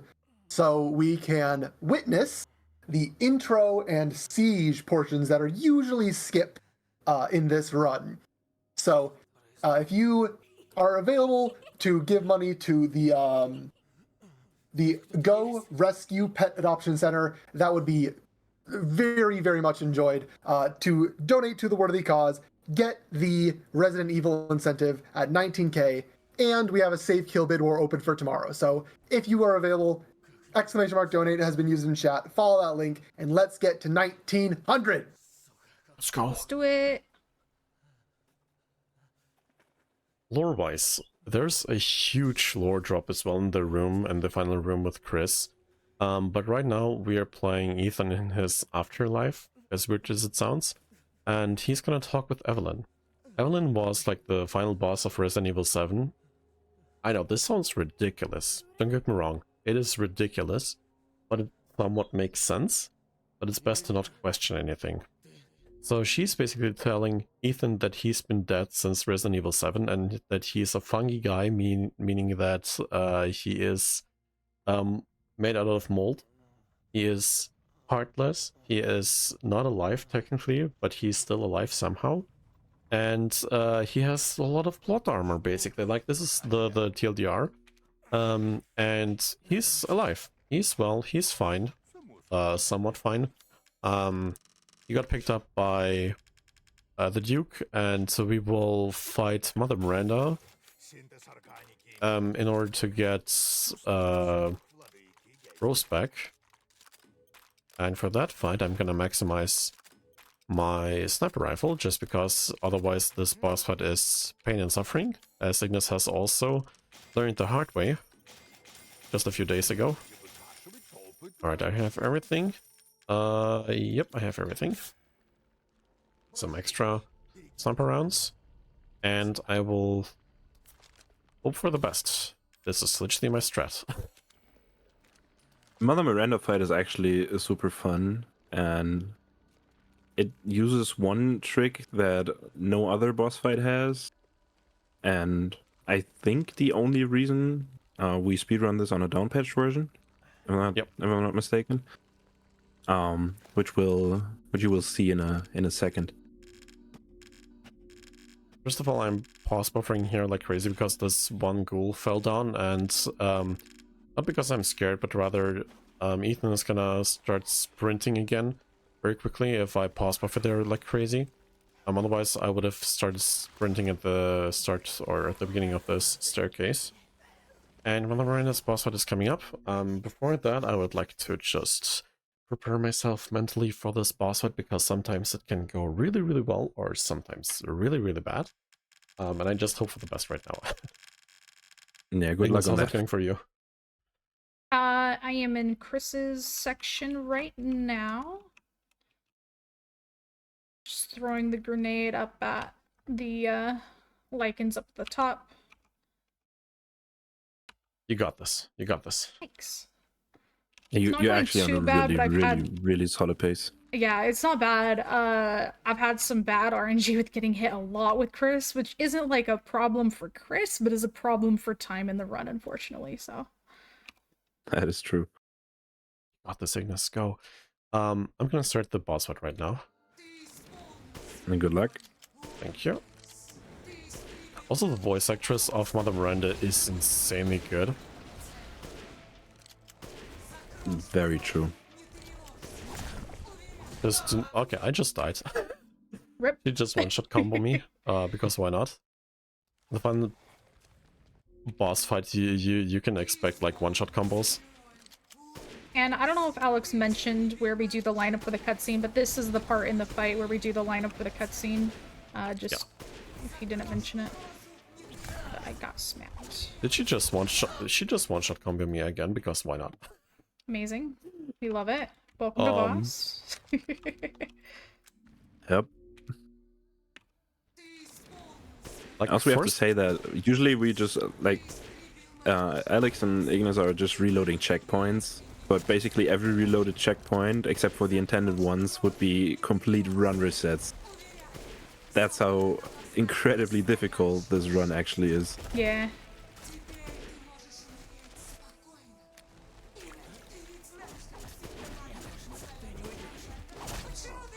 And I'm gonna boop her nose with the flashbang right here so that she is confused, because all of her 8 eyes or whatever are flashbanged, and she's just watching Ethan and saying like, did you really just do that? And right that's the reason we play on a downpatch version. Yeah. Also another reason why we have a downpatch is because of this trick. I'm gonna shoot the air 3 times. And for some reason, there's still this giant fireball in the air. And I'm just dealing basically extra damage for no good reason other than it's being Voss, and I want to have some revenge on the rough difficulty. I'm gonna place down 5 mines right now, and then I will shoot her 5 times. 4, 5. I think something didn't register. Yep, something didn't register.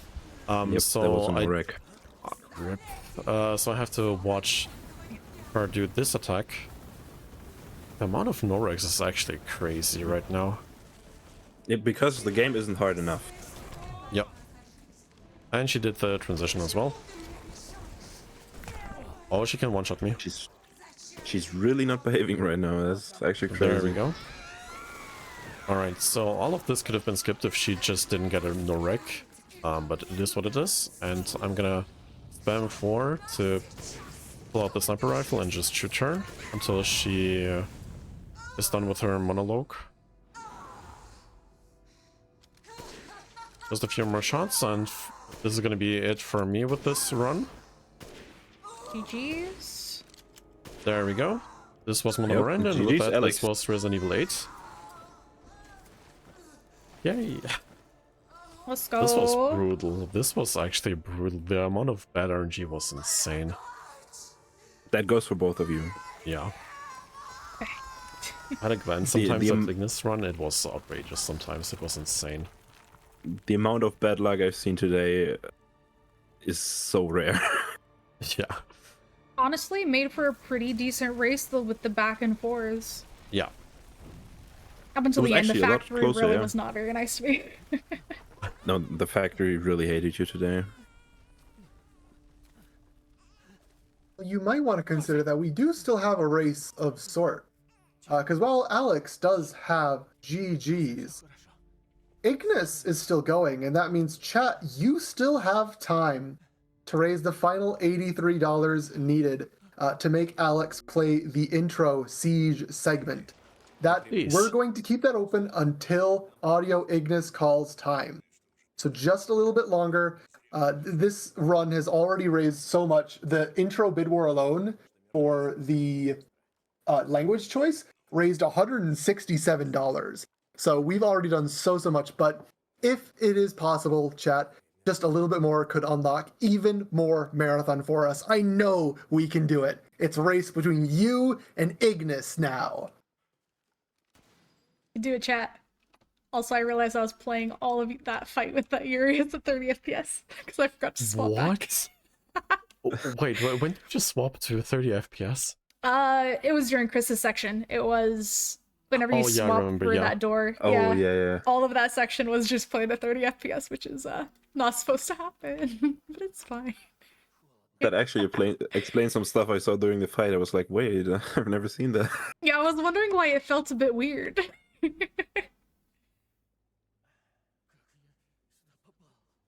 I'm gonna spoil some story right now. Ethan died just because he really wanted to detonate that nuke that Chris pinged himself. So he launched a nuke on himself to kill every single thing that is in the village. Then before that he gave away Rose. We see Rose. We can also play as Rose in the Shadow of Rose DLC for Resident Evil 8. And Rose is all grown up right now. She got saved by Chris. Basically, Chris escaped with Mia, the real Mia, the mother. And yeah. This happens like the DLC is played in like 2047, I believe. I'm not sure. And the events of Resident Evil 9 are technically speaking before this DLC. So we have a huge time gap between Resident Evil 8, the DLC, and Resident Evil 9. But even though it's the year 2040 something, Leon and Chris are probably kicking some ass still. Like, even though they might be in wheelchairs or whatever, it does not matter. They're gonna rock some stuff up. And you can actually bet money on that. Yep. Also, some lore we should probably talk about in the lab where Chris finds Mia. There's a lot of lore dump about the history of Resident Evil, and there's actually one specific name you can read. A nice man that every Resident Evil fan should know was actually in contact with Mother Miranda and was actually in that village at some point. And that name is Oswald E. Spencer. So every Resident Evil fan should know that name. So yeah, that was pretty interesting when I played the first time to read that name. Mind-blowing, to say the least. Yes. Okay, Ignis, good luck on Mother Miranda. Thank You you, got thank you.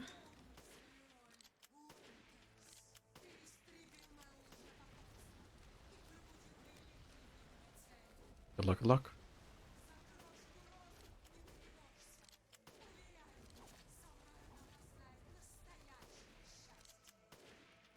To explain Mother Miranda a little bit, basically you're trying to set up so that she is attacking you in a very specific way, without the one-shot combo that you have seen on my screen. And for Ignis, luckily she didn't do the one-shot combo. Instead, she is able to just outmaneuver her. Great job, by the way, so far. Very good job. And right now, she's just being stunned. While she's being stunned, she's just pooping her nose with a sniper rifle, as some would say, until she just doesn't work anymore. And she's lining herself up with this giant fireball, because she's not only hitting Mother Miranda, but also the fireball behind her. 3 more shots into the top there, and then a few more.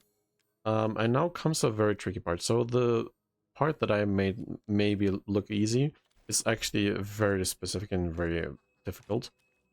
She has to shoot her a few times in a very specific timing, and if she does not get the exact amount of damage, the run is basically GG, and you have to either reset the boss fight or reset the whole run. And right here, since Ignis couldn't do the quote-unquote one-shot combo on her, which is not a bad thing, she has to rely on some backup strats. This doesn't work. You have to wait until she is done with this animation to maximize the damage. Right now, you could have thrown the pipe bombs to do more damage, but right now, all Ignis is gonna do is annoy Mother Miranda a lot by just shooting her mid-air, and while she's doing so, she has to also evade the fireballs, because apparently Mother Miranda is also a level 3 wizard. And this is it. Like, all Ignis has to do right now is to shoot her a few more times. You have to spam 4 for the sniper rifle, because you might die here. Is Mother Miranda gonna be weird about it? I surely hope not. Oh, did it work? Hey, Nice. GG. Hey, it's a very good job. GG's. GG's. And that is Nice. 2 hours. That is a 11-minute PB for me. Hell yeah, congrats. GG. Huge. GG's. Did I actually call the 11-minute time save earlier? Yes, it's Oh my literally I said 2 all hours, you have to do 22 is save seconds. 11 minutes. Amazing. We have to have Toby a little bit more frequent here.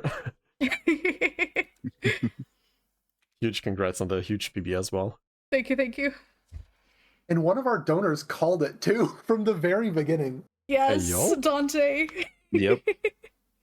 Dante said it's gonna be a new PB. Dante expected that PB. Doubly. All right. Well, do you both have any shout-outs that you want to give? Any plugs? Shout yourself out. Where can we find you if we want to see more? Ignis, you go first. Yeah, you guys can find me over on Twitch at AudioIgnis. I do a lot of speed runs. I'll be doing more learning of another game called Mini Ghost, and I'm definitely going to be playing more Resident Evil Village, trying to get down to a sub 140 run, so more speed runs from me. I do want to say thank you to Alex and to Toby, both of you guys, for having the patience to teach me this run, because I know it's not been easy, but I appreciate you guys so much. And also thank you, Alex, for racing against me, and thank you, Toby, for coming and commentating for us. For me, thank you very much for having us. It was very fun. The run was interesting, to put it like that. But we had lots of fun. It was amazing to be here, to be able to raise money for a very good cause. and also to showcase this wonderful and splendid and very fun and fair and lovely difficulty that is Village of Shadows. And you can find me on Twitch. I'm also streaming Resident Evil, mostly speedruns. Resident Evil 8 and Resident Evil 9, and I will focus a little bit more on Resident Evil 9 in the following days and weeks. Because, a special announcement, I'm gonna be at ESA 2016. So I'm gonna practice lots of Resident Evil 9 for that. And like I said, you can find me on Twitch as well. Huge thank you very much for everybody who has tuned in, and also huge thank you very much for Ignis for being here with me on this race, and also Toby for the very nice and informative commentary. Thank you guys. Thank all three of you so much. Again, fantastic run, raising $167 for that bid war alone. You all just killed it. So thank you from the bottom of everyone's heart. That was amazing. And with that, we will be ending out our awful block. The night is over for no glitches allowed, but we do have just a few more things we need to get done. Stay tuned for a few more tidbits as well as our nightly raid. We will be right back, friends, so don't go anywhere.